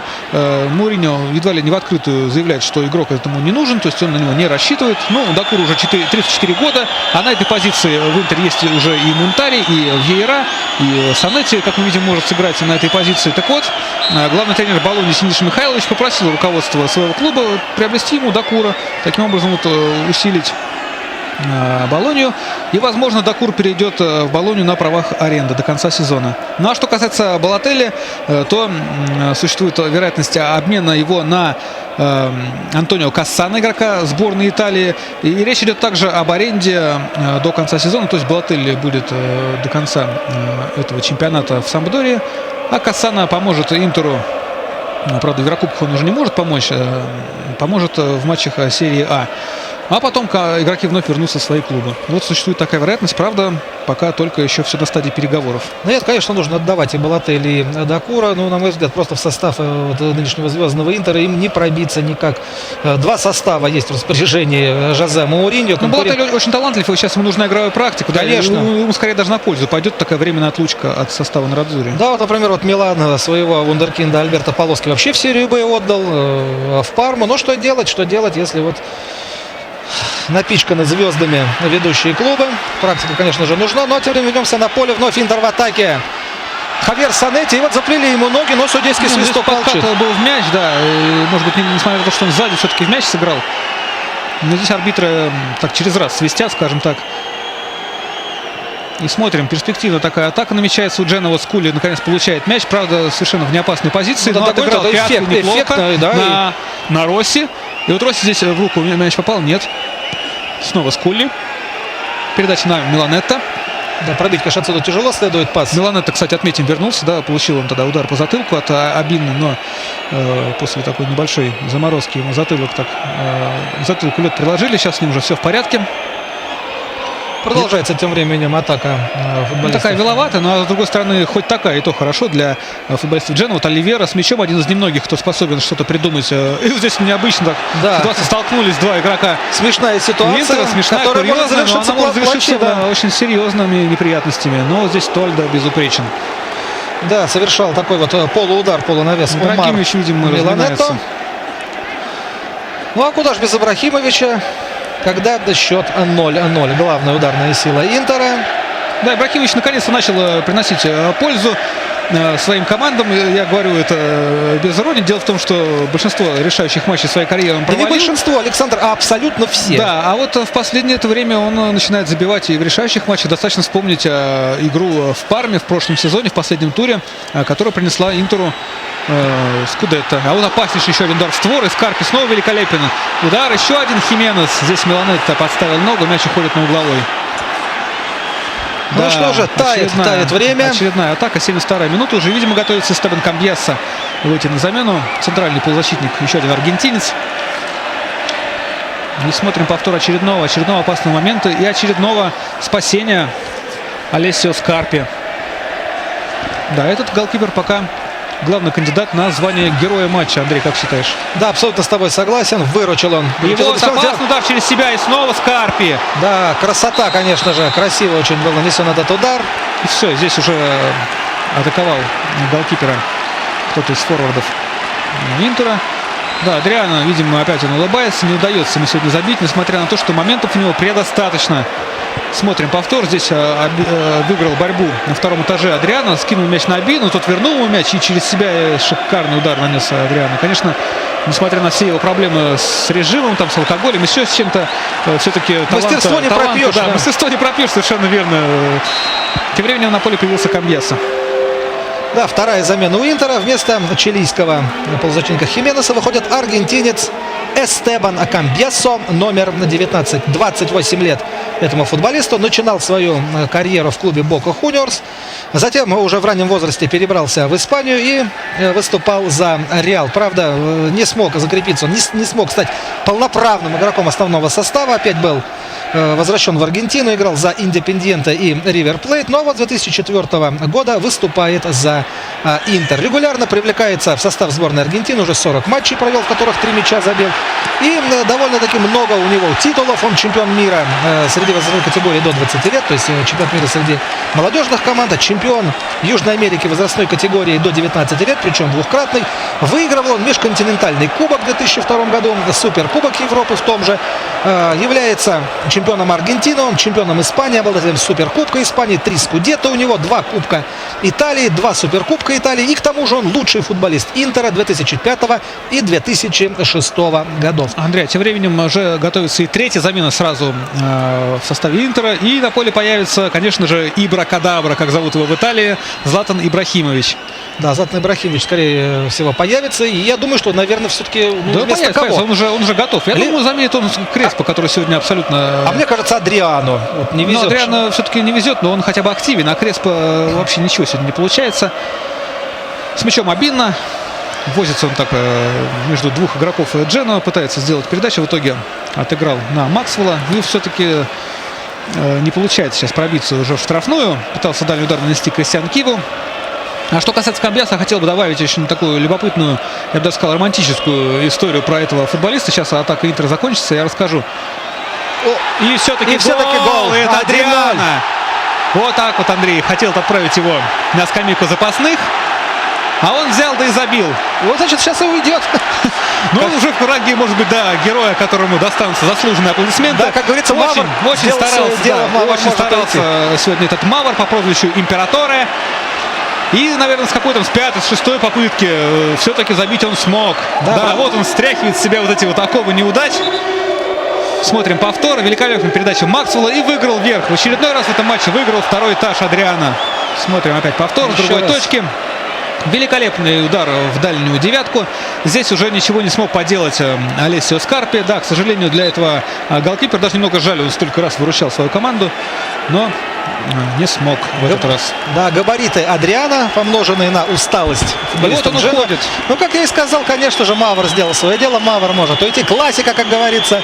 И вместо бразильца Адриано появляется другой форвард. Швед Златан Ибрахимович. Кстати, пока Адриано все еще в кадре, я быстренько про него еще один факт расскажу. На данный момент в чемпионатах Италии и Бразилии, где он выступал, больше нигде не играл, он забил ровно 100 мячей. Вот такой вот интересный факт. Ну что же, уступил он свое место игроку сборной Швеции Златану Ибрахимовичу. Хотя, конечно же, никакой он не швед. Его родители боснийские иммигранты из бывшей Югославии, тогда еще из республики Босния. Его отец боснийский мусульманин, а мать боснийская хорватка. Но встретились они уже и сыграли свадьбу в Швеции. И поэтому можно называть, в принципе, у него шведский паспорт. Шведом да. Ибрахимовича, но не по национальности, а вот как бы вот по гражданству. По гражданству и уже по футбольной школе. То есть азы футбола он познавал уже в этой очень хорошей скандинавской стране. Да, начинал он карьеру в Мальме, оттуда перешел в состав амстердамского Аякса. Ну и потом уже Ювентус еще был. Ювентус был в его карьере, да, там он как раз и выигрывал те чемпионские титулы, которые в итоге у Ювентуса отобрали. Нет, ну почему же? И в Голландии он тоже начал неплохо. 2 титула в 2002-2004 году завоевал. Он и Кубок у нас Голландии был опять один. Майкон выводит 1-1 на Креспо. Креспо. Ну, Креспо забить не удалось в этом эпизоде. Мне кажется, все-таки офсайд был. Вот Креспо очень недоволен, бьет он со всей силы ногой победному рекламному счету. Ну а что тут срываться-то на, так сказать, на инвентаре стадионном? Сам виноват. Были у него моменты очень хорошие в этой встрече. Ну а опытному аргентинцу не везет. Ну, тем временем... А вот в кадре, да, был Михаил Камбес. Я сейчас про него расскажу забавную историю, такую милую, трогательную. Дело в том, что 22 ноября, как помнят болельщики итальянского футбола, любители, игрался один из главных матчей, наверное, Италии. Да? Интер принимал на своем поле Ювентус. Выиграл со счетом 1-0. Так вот, в тот день жена Камбьяса родила ему дочь. И так как тот матч Интер выиграл, очень символично, что ее назвали не иначе, как Виктория, дочку маленькую. Ну да, совершенно верно. Как же еще назвать? И да, кстати, эту победу он ей посвятил. Да. В день исторической победы. Напоминаю, что Интер лидирует в чемпионате Италии и на 4 очка пока опережает идущий вторым Ювентус. Третьим идет Милан, отстает на 9 очков. Но я думаю, что вся борьба еще впереди. И именно 3 вот этих вот легендарных, знаменитых клуба поведут борьбу за Скудетто. И еще хочу вот отметить такую деталь. Может быть, не все знают, что со следующего года изменен регламент в Еврокубках. И все 3 места, и первое, и второе, и третье, попадут в групповой этап Лиги Чемпионов напрямую. То есть не будут участвовать в третьем квалификационном раунде. И лишь команда, которая окажется по итогам серии А 4, будет участвовать в квалификационном турнире. Причем он будет довольно-таки сложный для нее. В нем будут участвовать представители ведущих европейских стран. Какой ответный гол! 1-1! Это капитан команды. Ну а кто еще, как не капитан, должен выручать свою команду? И вот на радость этой армии фанатов из Генуи Марко Росси. Ну просто блестящий удар, неотразимый. Да, совершенно неожиданно, Андрей, эта атака как-то развивалась у Дженуа. Тольда здесь ругать нельзя, но ни в чем здесь абсолютно не надо. Как из прощи выпустил мяч, и тот затрепетался в паутине. Видимо, что просто, обалдел, другого слова и не скажешь. Да. Многоопытный голкипер просто не понимает, что происходит. Ну а Дженуа ликует. Смотрим еще раз. Очередная ошибка. Да, очередная ошибка кого-то из хавбеков. Это не хавбек, это Вальтер Самуэль, центральный защитник, здесь вступил в борьбу, но проиграл ее как-то очень легко и неотразимый, просто неотразимый удар. Конечно, здесь повезло, Марко Росси, мяч так к нему удачно отскочил прямо на ногу, и он так не особо не раздумывая решил лахнуть поворотом. Такой удар, конечно, дай ему повторить еще раз 10, раз и он забьет, может быть, от силы 1. Может быть, от силы 1, может быть, и 2. Итак, Марко Росси на 79-й минуте сравнивает счет во встрече между Интером и Дженуа. Этот 30-летний полузащитник начинал свою карьеру в скромном Луккезе, затем играл за Салернитану, 2 сезона выступал за Фиорентину, но особой славы там не снискал. Затем был скромный Кома, но с 2003 года выступает за Дженуа. Вот уже видим 5,5 лет, 110 матчей в чемпионате серии А сыграл, 11 мячей забил. Точнее, не в этой серии, а вообще 110 матчей и 11 мячей. И, кстати, является, у него есть титул и на международном уровне, он является чемпионом мира среди молодежных команд 2000 года. Этот турнир, напомню, проходил в Словакии. Да, совершенно неожиданным образом у нас развиваются сейчас события. Наверное, после того, как Интер открыл счет, уже мало кто мог предположить, что генуэзцы не смирились с поражением, играя в меньшинстве. Напомним, на 20-й минуте был удален защитник Джузеппе Бьява. Ну да, конечно, можно сказать, что заслужила гол от Джено. Вспомни, как трудились в обороне. Да, и безусловно. Подопечные Джанпьетро Гасперини. И Алессио Скарпи сколько раз спасал свою команду. И просто партнеры не могли его не отблагодарить. Уж не важно, наверное, как закончится матч. Но в любом случае Джено сегодня играет просто героически. Но все равно, будем откровенны, шансы Джено, конечно же, ничтожны на выход в четвертьфинал. Еще более 10 минут играть в основное время. И еще 30 минут дополнительного, если оно будет. То есть 40 минут будет в распоряжении у Интера для того, чтобы забить хотя бы один мяч и не пропустить свои ворота. Напомню, что в дополнительное время также ведь будет 11-10. Таковы футбольные правила. Да, вот сейчас опасный штрафной. Габриэля Гава отсчитывает там метры для стеночки. И у мяча Златан Ибрахимович Он довольно мощным ударом обладает с обеих ног. И сейчас попробует. Да, конечно же, ему должны доверить этот удар. Игрок свежий. Мастерство проявить. Сил полно, как говорится. Ну, в принципе, с этих позиций бьет в Интере. Неважно, там есть силы, нет. Итак, удар. Ох, какой опасный удар. Да, попади мяч чуть ниже, все, шансов вратаря бы не было здесь никаких. Ибрахимович сокрушается. Нужно посмотреть повтор. Вот смотрим, да, очень удачный ракурс. Да, просто повезло. Колыхнулась сетка, попала вот в это крепление, которое идет с задней стороны ворот. Но, как говорится, чуть-чуть не считается. В створ ворот Ибрахимович не попал. Очередной опасный момент. Ставим галочку напротив названия футбольного клуба «Интер». Сколько уже этих галочек за сегодняшний матч. Да, моментов очень много. Моментов тьма тьмущая, преимущество подавляющее, преимущество колоссальное, но в футболе не всегда вот здесь сейчас Кришита борется так с тремя игроками Интера. Но здесь грубовато. Конечно, сейчас будет желтая карточка. Это номер 77 Амар Миланета. Да, третье предупреждение в сегодняшнем матче. Напомним, что ранее были предупреждены Сали Мунтари, которого уже нет на поле в составе Интера. Юрич был предупрежден. И Бьяо, соответственно, получил красную карточку сразу за фол последней надежды. Ну что же, сейчас на ваших экранах Камбьяс и Миланета. А с мячом футболисты Интера, это Кристиан Киву. Да, так и есть, на Максвелла. Пытаются прессинговать футболисты Джено. И вот хорошая передача, это Вальтер Самуэль, это не Мунтари, это Мунтари уже ушел, Андрей, это Виктор Обина. Да, Обина с мячом был. Один темнокожий игрок сменил другого. Ну, они действительно очень похожи. Оба молодые, оба перспективные, оба очень скоростные, такие мощные.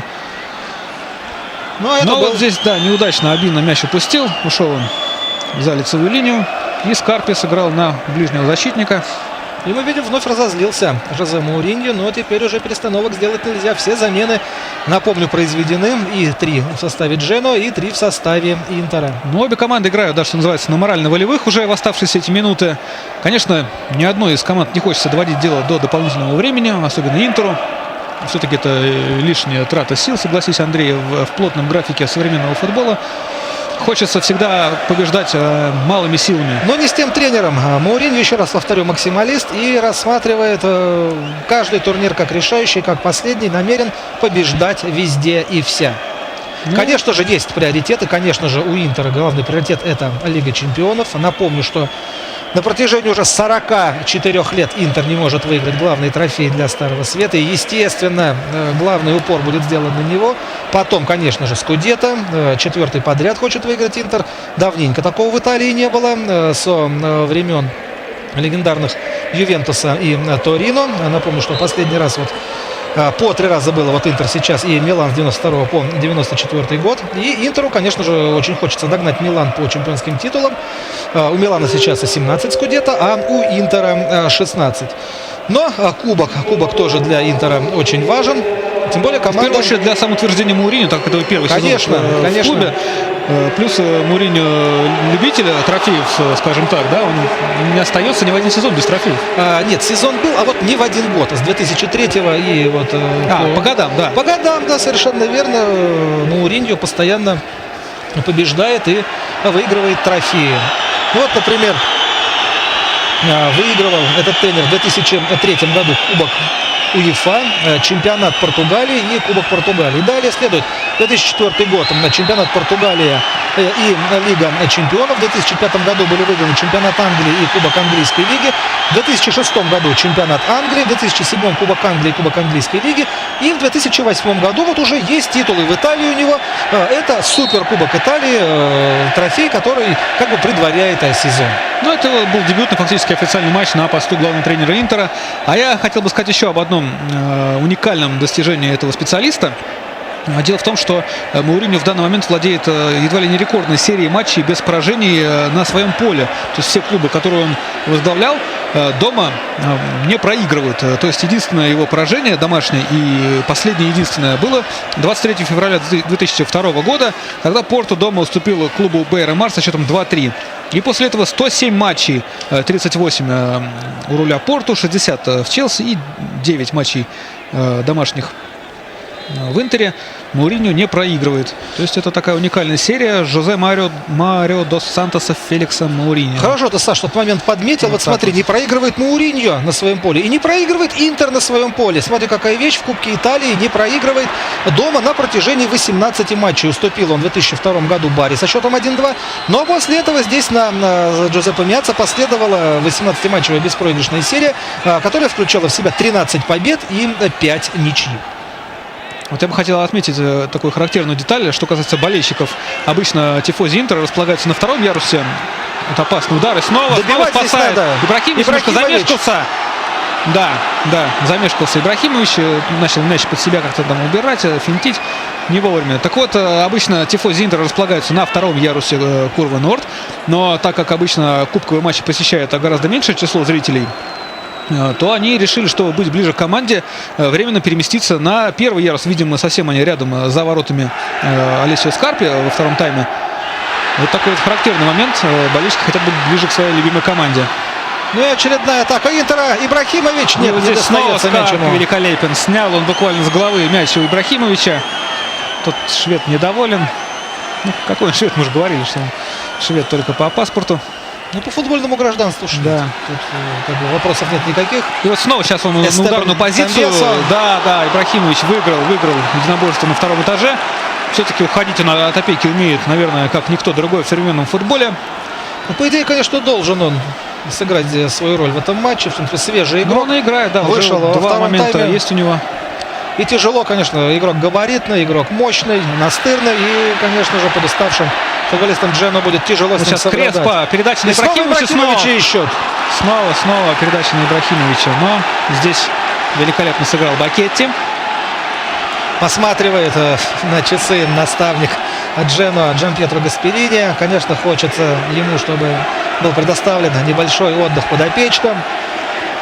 89-я минута уже пойдет, но это вновь на это ваших был Сократис, экранах. не Бакетти, Сократис. Грек вышел на замену. И Киеву подает угловой с левого фланга. Ибрахимович, конечно же, в штрафной. Вот он. Даже во вратарской. Он прямо напротив Алессио Скарпи сейчас встал, но мяч до него не дошел. И снова Максвелл в атаку подключается. Отличная передача на Абину, но нет, не пустили того к мячу. Сейчас снова будет угловой. Это Майкон, вернее, да. Угловых уже, по-моему, больше 20 подали футболисты. Ой, какое-то несчетное количество, да.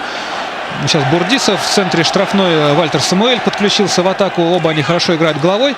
Но Бурдисов, кстати, в одном из розыгрышей Кубка Италии вовсе стал лучшим бомбардиром с 4 мячами. И посмотрим, что сейчас... Нет, здесь офсайд, да. В сезоне 2006-2007 Бурдисов забил 4 мяча в розыгрыше Кубка Италии. Стал лучшим бомбардиром, повторюсь. Причем все мячи были в результате его подключения при подаче углового. Последняя минута идет, посмотрим, сколько. Да, довольно быстро пролетело такое время второго тайма. Ну, матч интересный. Да, когда игра смотрится. Когда игра смотрится, всегда хочется, чтобы матч развивался дольше. Но сейчас Скулли заработал штрафной. Ну, выгодно его команде сейчас подержать мяч, потянуть время. А мы видим 4 минуты. Резервный арбитр показывает Себастьяну Перуццо. Показывает табличку с цифрой 4. Ну что, 6 замен. Ну, все правильно, да. Ну, 5 замен, одна в перерыве, она, допустим, там не считается. Ну да, 2,5 минуты, плюс оказывали помощь. Да, и в принципе, как бы нужно добавлять как бы по определению, да? Да, удивительно, что 5 не добавил на самом деле. Вот в матче с Калери в последнем туре серии А арбитр как раз добавил 5 минут, но там также счет был зафиксирован точно такой же 1-1, как и сегодня на табло.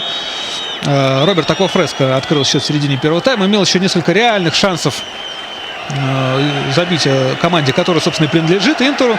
Однако вышел на замену Ибрахимович, команду спас. Кстати, нет, он не вышел, он сегодня вышел на замену, тогда он начинал матч в стартовом составе. Так вот, Ибрахимович забил и свою команду спас от поражения. В итоге ничья 1-1. Майкон с мячом врывается в штрафную. Спас заодно серию Жозе Мауриньо, о которой мы сегодня говорили. Но здесь ничего не было. Майкон поскользнулся сам. Такое впечатление, что мокрый довольно-таки стадион Сан-Сиро. Видимо, уже что не в первый раз поскальзываются на его газоне игроки как одной, так и другой команды. Ну, время года такое. В Италии зима ярко так не выражена, как, Милан, например, в наших широтах, да, но Милан город северный, это не Рим, это не Неаполь, где морозов не бывает, но в Милане бывает даже и снег, бывает и мороз, поэтому ничего абсолютно удивительного нет в этом. Одна из последних атак Интера в основное время матча 1/8 финала против Дженуа. Видимо, что уже подустали. Майкон делает Игроки в передачу черно-синей форме атаки уже Санетти. не так стремительно развиваются. Сейчас Кива переводит на левый фланг на Максвелла. Максвелл на Абину. Абина сейчас пофинтит, но нет, снова вернул мяч Максвелл, навес в штрафную, и Камбьяса здесь успел поставить голову. Опасно очень так мяч переадресовывал в центр штрафной, но там защитники Дженуа справились. Тем не менее, снова с мячом Кристиан Киву, румынский легионер Интера. Передача на Ибрахимовича, тут рукой подыграл, кажется. Да, заметил это арбитр. Это, скорее всего, Лайнсман заметил, ему оттуда было лучше видно, нежели главному арбитру. Ну, Ибрахимович мастер таких штучек. Да, конечно же, игра рукой. Видно, что это там в районе локтя, причем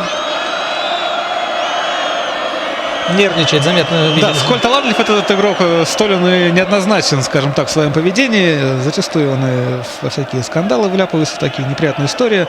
Очень часто отвечает на провокации, да и сам провоцирует соперников. Но все-таки, да, талант у него не отнять. Таланта не отнять, действительно, таланта очень много. Игрок с потенциалом просто сумасшедшим, но... Ну, не случайно называют его в Италии вторым Марко Ван Бастеном, да, то есть по своей фигуре, скажем так, очень он напоминает этого легендарного форварда прошлого. По фигуре это может быть, но если сравнивать в отношении трофеев, то тут небо и земля. Нет, дело не в трофеях, а вот именно вот в манере игры. Ибрахимовичу как до звезды задавал Марко Ван Бастена. Ну, это, в принципе, обладатель 3 золотых мячей.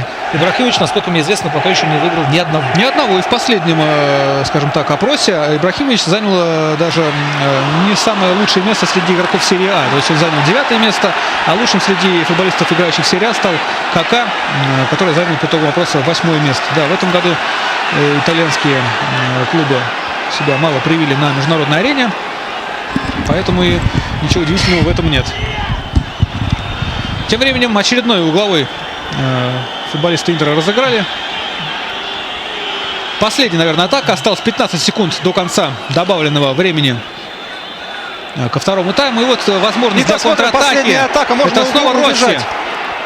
И поскользнулся здесь защитник, который ему противостоял. Опять он, так это Санетти, замешкался, но нет, не дал Габриэле Гава подвести эту атаку до конца. Итак, матч завершен, но не завершен он полностью. Нас ждет еще дополнительное время. Счет ничья 1-1.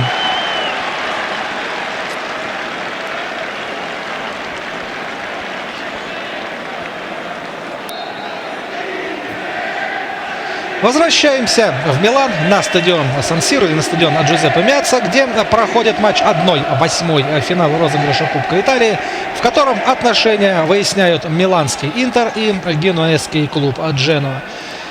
Началось дополнительное время этого матча. Ничьей быть не может. Это кубковая встреча, состоявшая из одной игры, то есть стадия, состоящая из одной игры. И напоминаю, что после основного времени ничья 1-1, и оба мяча были забиты во втором тайме. Счет открыл на 75-й минуте бразильский форвард Интера Адриано. Но спустя 4 минуты, 79-я минута, стала счастливая для капитана Дженуа, полузащитника Марко Росси.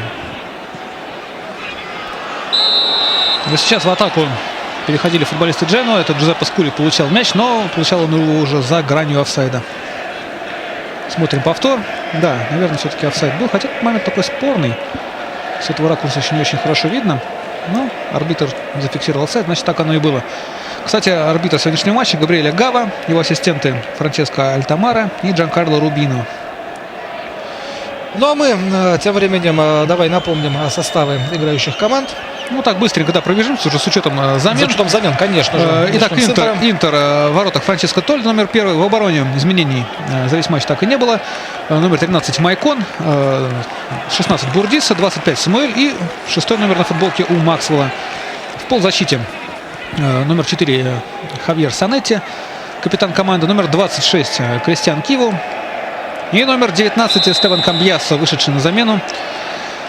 Под нападающими играет Виктор Абина, нигериец, номер 21. И два форварда: Эрнан Креспо, номер 18. И номер 8, также вышедший на замену, Златан Ибрахимович, у которого было несколько прекрасных шансов забить мяч в этом матче. Главный тренер Интера Жозе Моуриньо. Ну, теперь состав Джено. В воротах Алессио Скарпи, номер 73. Сейчас на поле 4 защитника у гостей. 26-й Сальваторе Бакетти, номер 4 Доменико Кришито, номер 13 Матео Феррари. И под номером 15 играет греческий легионер Сократис Папастопулос. Полузащитников на поле трое. 28-й номер Иван Юрич, 77-й Амар Миланета, и под номером 7 играет Марко Росси, тот самый, который сравнял счет в этой встрече. Ну и два форварда, номер 14 Джузеппе Скули и номер 11 Рубен Оливера. Но уругвайский легионер, уругвайский форвард Рубен Оливера больше помогает обороне, и на острие атаки действует один Джузеппе Скули. Главный тренер генуэзцев Джампьетро Гаспирини. Вот он как раз сейчас на ваших экранах.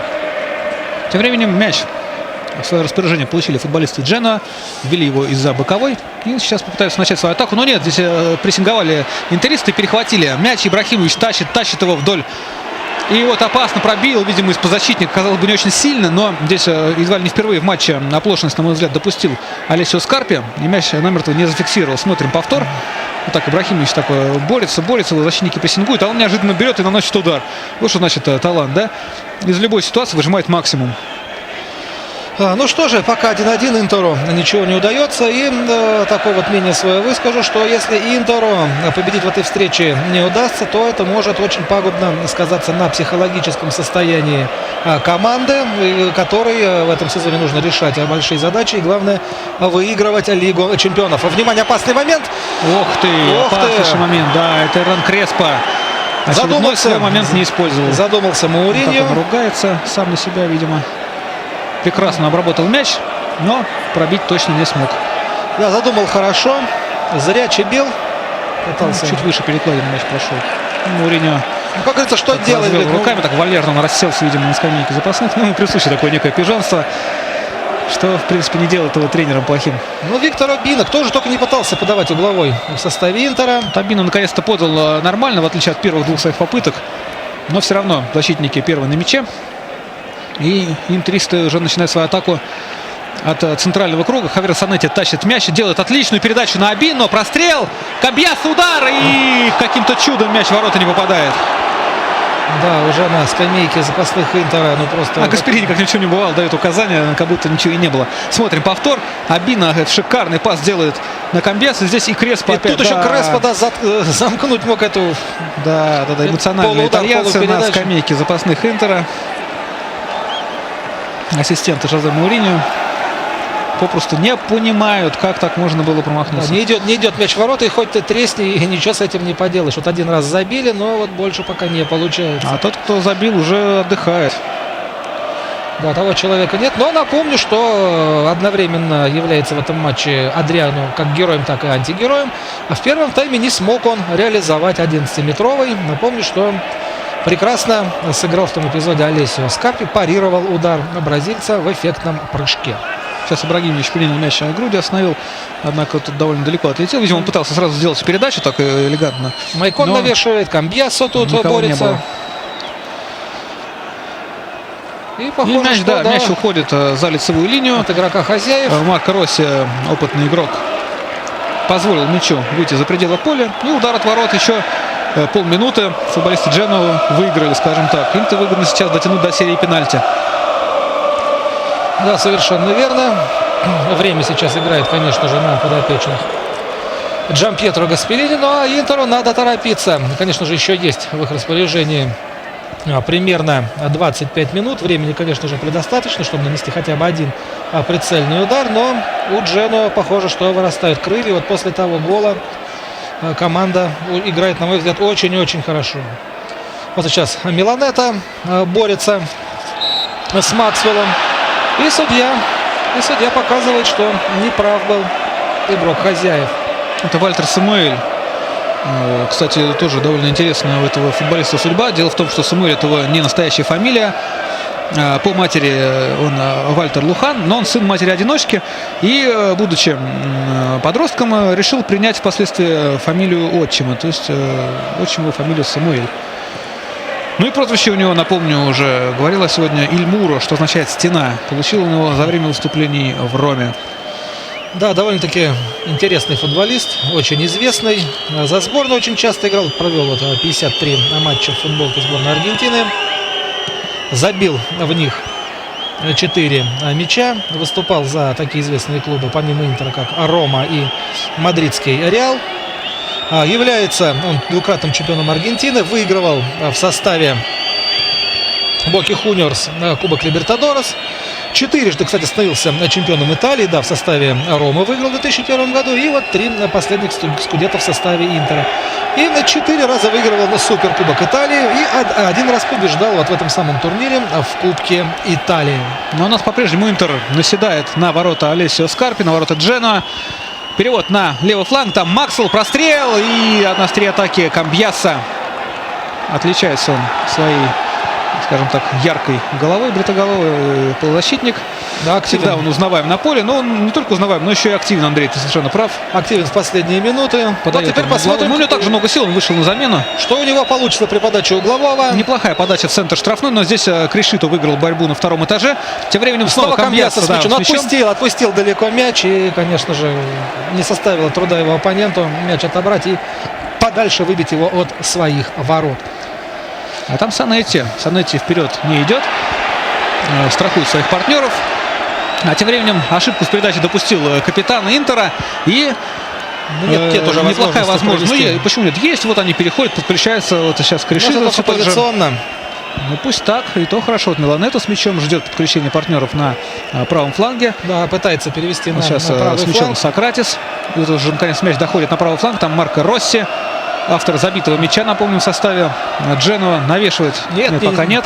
Обманное движение решил. Да, вот сейчас все-таки навес следует. И Оливера, нет, чуть-чуть мяч до него не дошел. Кришито! Да. Как говорится, слава богу, что не попал в аут еще. Кришито. Вот это сейчас Диего Милита на ваших экранах. Внизу там сидит, не очень хорошо было видно. Но это, да, именно тот самый грозный форвард. Улыбался он. Наверняка ты думаешь, что сам бы в такой ситуации попал. Да, согласись, Александр, не хватает Диего Конечно, Милито. не хватает. Но его не хватало и в первом матче, кстати, не в первом матче, а в матче предыдущего раунда Кубка Италии. Когда Дженуа на своем поле принимал Равенну. Тот матч зрители канала СМТВ также могли видеть в прямом эфире, напомню. И Равенна, команда серии Чиуна, пожалуй, одна из главных сенсаций того розыгрыша. А вот опаснейший момент. Да, и гол Камбьяса. Эстебан Камбьясо. Дуэт 0 пер Интер. 2-1 в пользу черно-синих.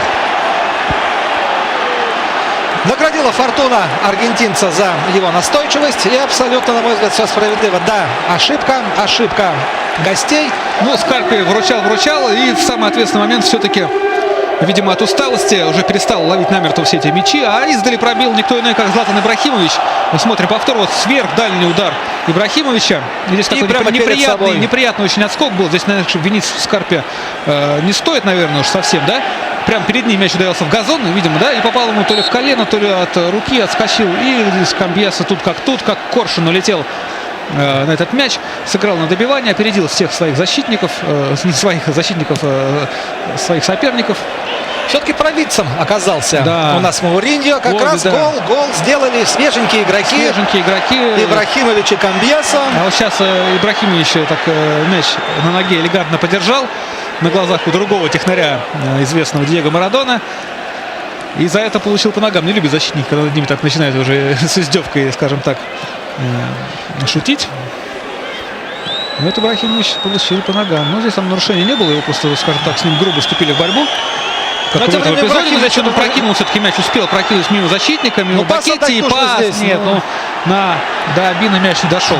А задумал-то Ибрагимович хорошо. Ну, теперь Дженуа ничего не остается делать, как идти вперед, пусть и в десятером. Другого выхода у команды нет. Согласитесь, какая разница, с каким счетом проигрывать. 2-1, 3-1 или даже 4-1. Я думаю, никто камня в огород генуэзцев не бросит. Сражаются они достойно. Просто молодцы. Но тем временем игра остановлена. И очередная желтая карточка, по-моему, у нас да, сейчас это Виктор будет. Абина получает предупреждение.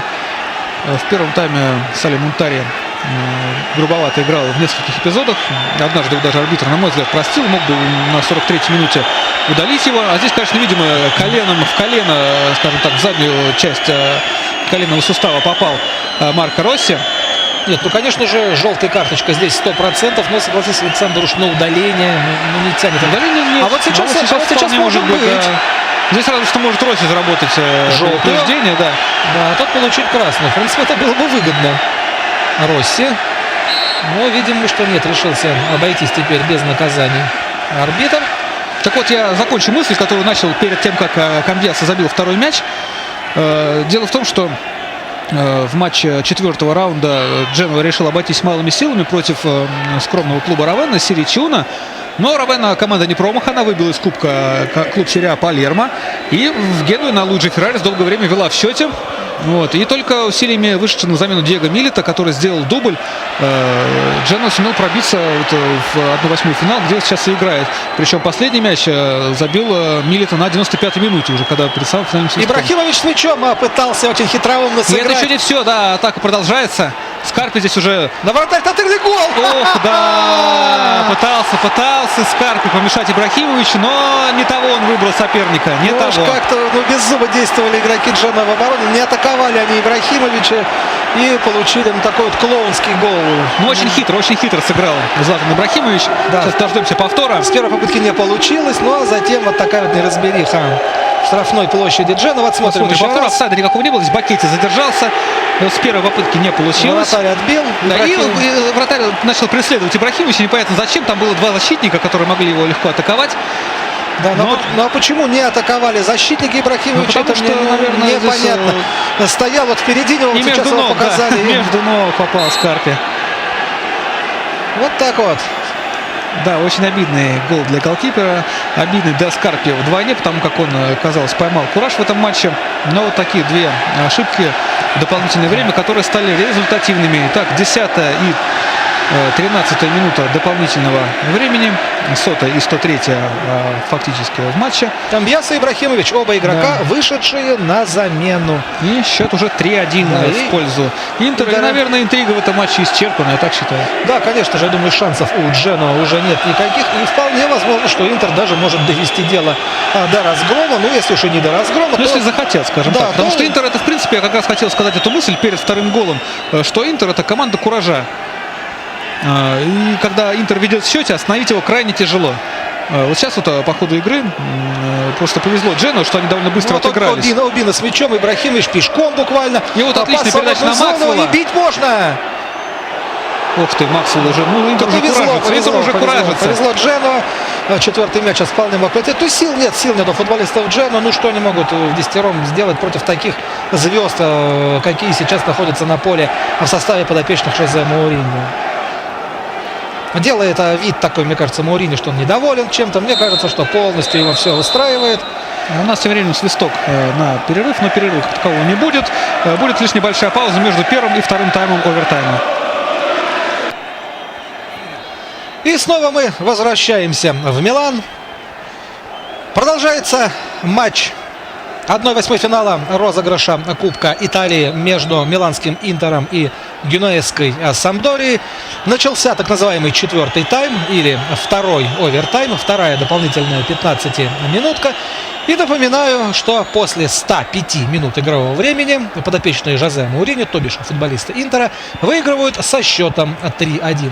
Напоминаю, что 2 гола у нас было забито в первом тайме. Сначала В основное время, скажем в основное время, да, совершенно верно, так. В Александр. первом тайме как раз ничего не было забито. На 75-й минуте отличился бразилец Адриано. Он вывел интеристов вперед. Однако уже спустя 4 минуты капитан Дженуа Марко Росси нанес просто шедевральный по своей красоте удар, и мяч вонзился в верхний угол ворот, защищаемых голкипером Интера Франческо Толли. Таким образом, основное время завершилось со счетом 1-1. Ну а в дополнительные первые 15 минут футболистам Интера удалось провести еще 2 мяча. И отличились игроки, которые вышли во втором тайме. Во втором тайме снова времени матча на замену. Второй раз Интер вывел вперед аргентинский полузащитник Эстебан Камбьясо, но 3 минутами спустя свою фамилию на табло зажег форвард сборной Швеции Златан Ибрахимович. Итак, 3-1. И у Дженуа, честно говоря, остается совсем немало шансов на то, чтобы спасти эту встречу. Ну, честно говоря, Дженуа, откровенно говоря, так посыпался после второго забитого мяча. Команда уже фактически играет на морально-волевых. И, в принципе, довольно большой удачей это был для них и тот факт, что уже они играют дополнительное время. Да? А так они могли бы элементарно закончить матч поражением уже в основной. Играют с 20-й минуты в 10-ром. Отбивались весь матч, что называется, самоотверженно. Алессио Скарпи несколько раз спасал в таких ситуациях, когда, казалось бы, мячу уже деваться некуда. Но в итоге именно его ошибки, ну, скажем так, не ошибки, а оплошности стали результативными. Что в случае со вторым голом, что в случае с третьим. Ну, сейчас Ибрахимович так довольно забавно прокатился на двух ногах по газону и упал. Да, конечно, например, если Интер, к примеру, забьет еще 2 мяча, это вполне возможно. Вот будет, согласись, Александр, обидно очень клубу Джено проигрывает 5-1, хотя основное время закончилось именно со счетом 1-1. Вот так вот заглянут люди в справочник и видят там опять 1, то есть вот такой вот разгром, то есть по всем статьям, хотя основное это время ничейное. Нигериец Абино пытался создать опасный момент, но на этот раз дивидендов извлечь не удалось, хотя мяч остается у футболистов Интера, какой уже, не знаю, даже по счету будут подавать футболисты. Я, честно говоря, сбился еще в первом тайме. В черно-синей форме, к сожалению, не владеем мы информацией, какие по счету угловые, с удовольствием вам сообщили. Но думаю, уже где-то вот, ну, не меньше 25-26. На ваших экранах Жозе Мourinho был, ну а Нсофор или Виктор Обино готовится к подаче углового Ибрахимовича в штрафной площади. Следует подача. Догоняет. Нет, не стал догонять мяч Обино. Ну и пока небольшая пауза, я хотел бы воспользоваться случаем и пригласить всех любителей спорта, в частности, любителей футбола международного, российского, любого, на сайт 7ТВ, где открыта наша с Андреем конференция. Мы с удовольствием ответим на все ваши вопросы. Конференция называется «Командное взаимодействие». Милости просим, как говорится. Да, с удовольствием ответим на любые вопросы, в том числе и статистические. Не стесняйтесь, задавайте, всегда, как говорится, к вашим услугам. Ну а Джено тем временем так вяло переходит в атаку с мячом Амар Миланетто. Переходит он неспешно в центральный круг, владеет мячом. Ну, напрашивается передача на фланг, да, действительно подключен Бакетти. Марко Росси пытался прокинуть мяч мимо Абин, но неудачно. Вот Абин на ваших экранах. И заработаем в конце первого овертайма предупреждение за довольно грубую игру. Но, однако, арбитр не решился удалять в данной ситуации. Ну, и, наверное, там нарушение не тянуло на красную карточку, скажем так.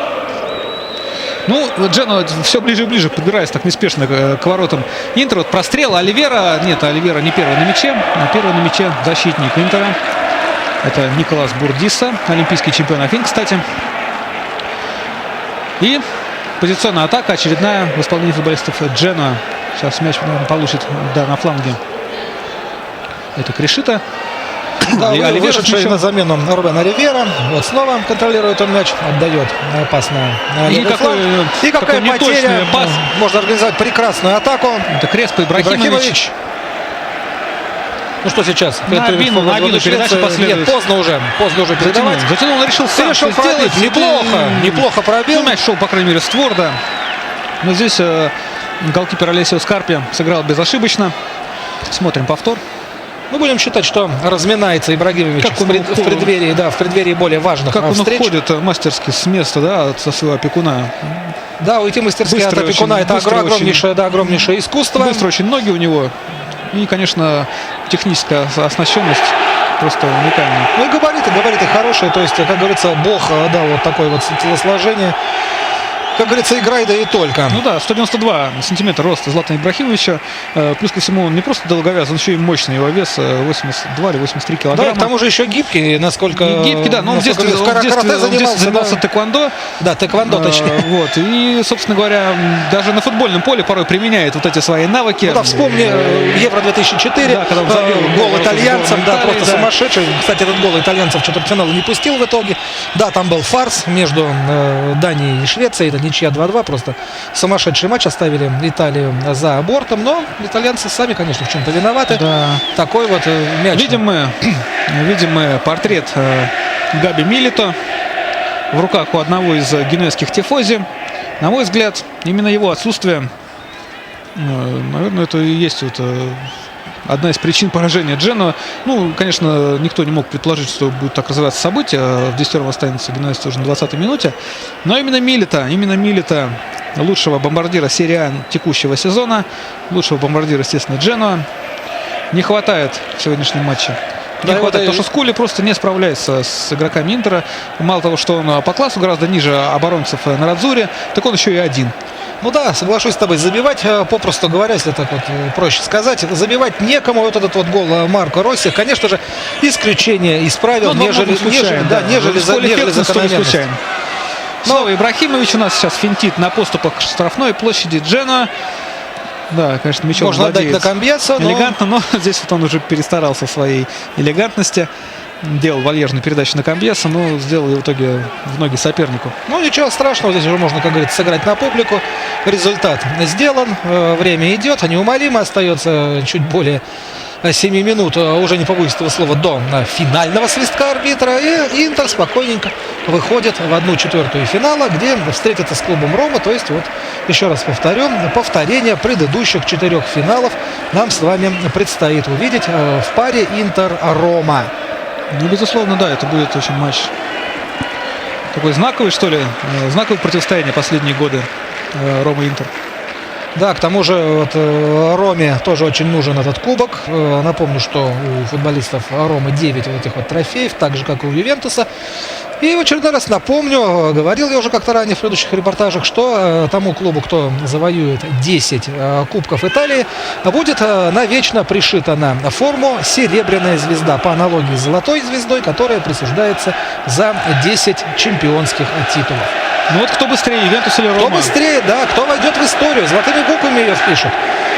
Ювентус или Рома по 9 имеют. И первый... Ну, 6 у Фиорентина еще, которая идет, скажем так, на втором месте после этих двух клубов. Да, 5 Милан и Интер. И Торин еще 5, да. Ну, остальным командам далековато, конечно. Я думаю, что либо Ювентус, либо Рома все-таки станут обладателями этой серебряной звезды. Осталось только выяснить, когда. Ну вот в этом розыгрыше пока обе команды еще участие принимают. Да, довольно-таки... Долго вот уже вот Ювентус не может выиграть. Вот 9 уже было очень давно. Ну а 10-й никак не покоряется. Догнали их вот в этом вот году романисты. Но, конечно же, ювентийцы хотят, чтобы стать первым итальянским клубом, у кого на футболках будет 3 звезды. Напомню, что 2 звезды у Ювентуса золотые. То есть это 27-кратный чемпион Италии. А мог вполне быть и 29-кратным, если бы не тот самый пресловутый Моджи Гейт. Да, и тогда было бы вообще любопытно, какую бы звезду получил бы раньше Ювентус. Либо 3-ю золотую, либо 1-ю серебряную. А вполне возможно, что и в один год. А может и в один год. Это был бы вообще уникальный случай. Вот представь, вот сразу 2 звезды новые повесят. То есть 1 золотую, 1 серебряную. Только вот единственная проблема, где их размещать. Если только вот размер уменьшать, как вот, например, там вот в Бразилии делают, я знаю, тогда, наверное, вот можно. Но да, пока... со спонсорами вряд ли получится договориться, чтобы логотип уменьшить. Ну да, там еще это Скудетто тоже пришивается, если команда чемпионом становится. Плюс кокарда, кстати, это вот официальное название знака, который присуждается за победу. Кружок, да, кружок в виде итальянского флага. Кружок в виде итальянского флага, только круглый. Такой вот, да, вот он похож очень на итальянскую авиацию военную, тоже такой же кружок на итальянских самолетах. И вот если вот так вот все это дело облепить, то место не только для спонсора не останется, но и, мне кажется, даже для эмблемы своего, твоего, собственно, клуба. Вот очередной опасный удар, но выше ворот. Это Киво наносил. Ну, недоволен, но он так вяло проявляет недовольство. Уже игра, в принципе, сделана. Так, для разминки пробил со своей коронной левой. Ну что же, Интер, на мой взгляд, доказал сегодня, что команда на ходу, команда находится в хорошей форме и, пожалуй, способна бороться сразу на 3 фронта, то есть вот в Кубке Италии, в чемпионате страны и в Лиге чемпионов. Напоминаю, что вот в этом розыгрыше очень любопытная ситуация возникла. Сразу 3 англо-итальянские пары. Напоминаю, что Арсенал будет спорить за выход в четвертьфинал с Ромой. Интер встретится в двухматчевом противостоянии с Манчестер Юнайтед. Но Ювентус будет соперничать с Челси. А у нас тем временем идет 117-я минута уже матча. И в атаке, наверное, в одной из своих последних атак сейчас находится Джено. Амар Миланетто владеет мячом на поступах к штрафной, переводит его на фланг. Здесь Скулли. Прострел довольно такой перспективный, но безошибочно сыграл Тольда. И так не спеша ветеран 37-летний поднимается с газона. Ну, ввел он мяч в игру. Ну, Тольда вот уже абсолютно спокоен. В результате он не сомневается. Так же, как, пожалуй, и все болельщики Интера. Он также. усомнился, да, после пропущенного этого мяча. Да, Видели мы ну, выражение его лица, довольно да. такое расстроенное. Так удивился, что вообще, но от такого, конечно, можно и шок настоящий получить, и можно психологически потерять устойчивость и, например, пропустить так называемую бабочку. Но, к счастью для поклонников Интера и самого Тольда, этого не случилось. Видимо, что откровенно доигрывают уже матч соперники. Интер спокойно контролирует мяч на своей половине поля. Ну, я пользуюсь случаем, Андрей, еще несколько трансферных слухов. Дело в том, довольно любопытное. Дело в том, что просочилась информация, что, возможно, в Дженуа окажется никто иной, как Майк Лоуэн.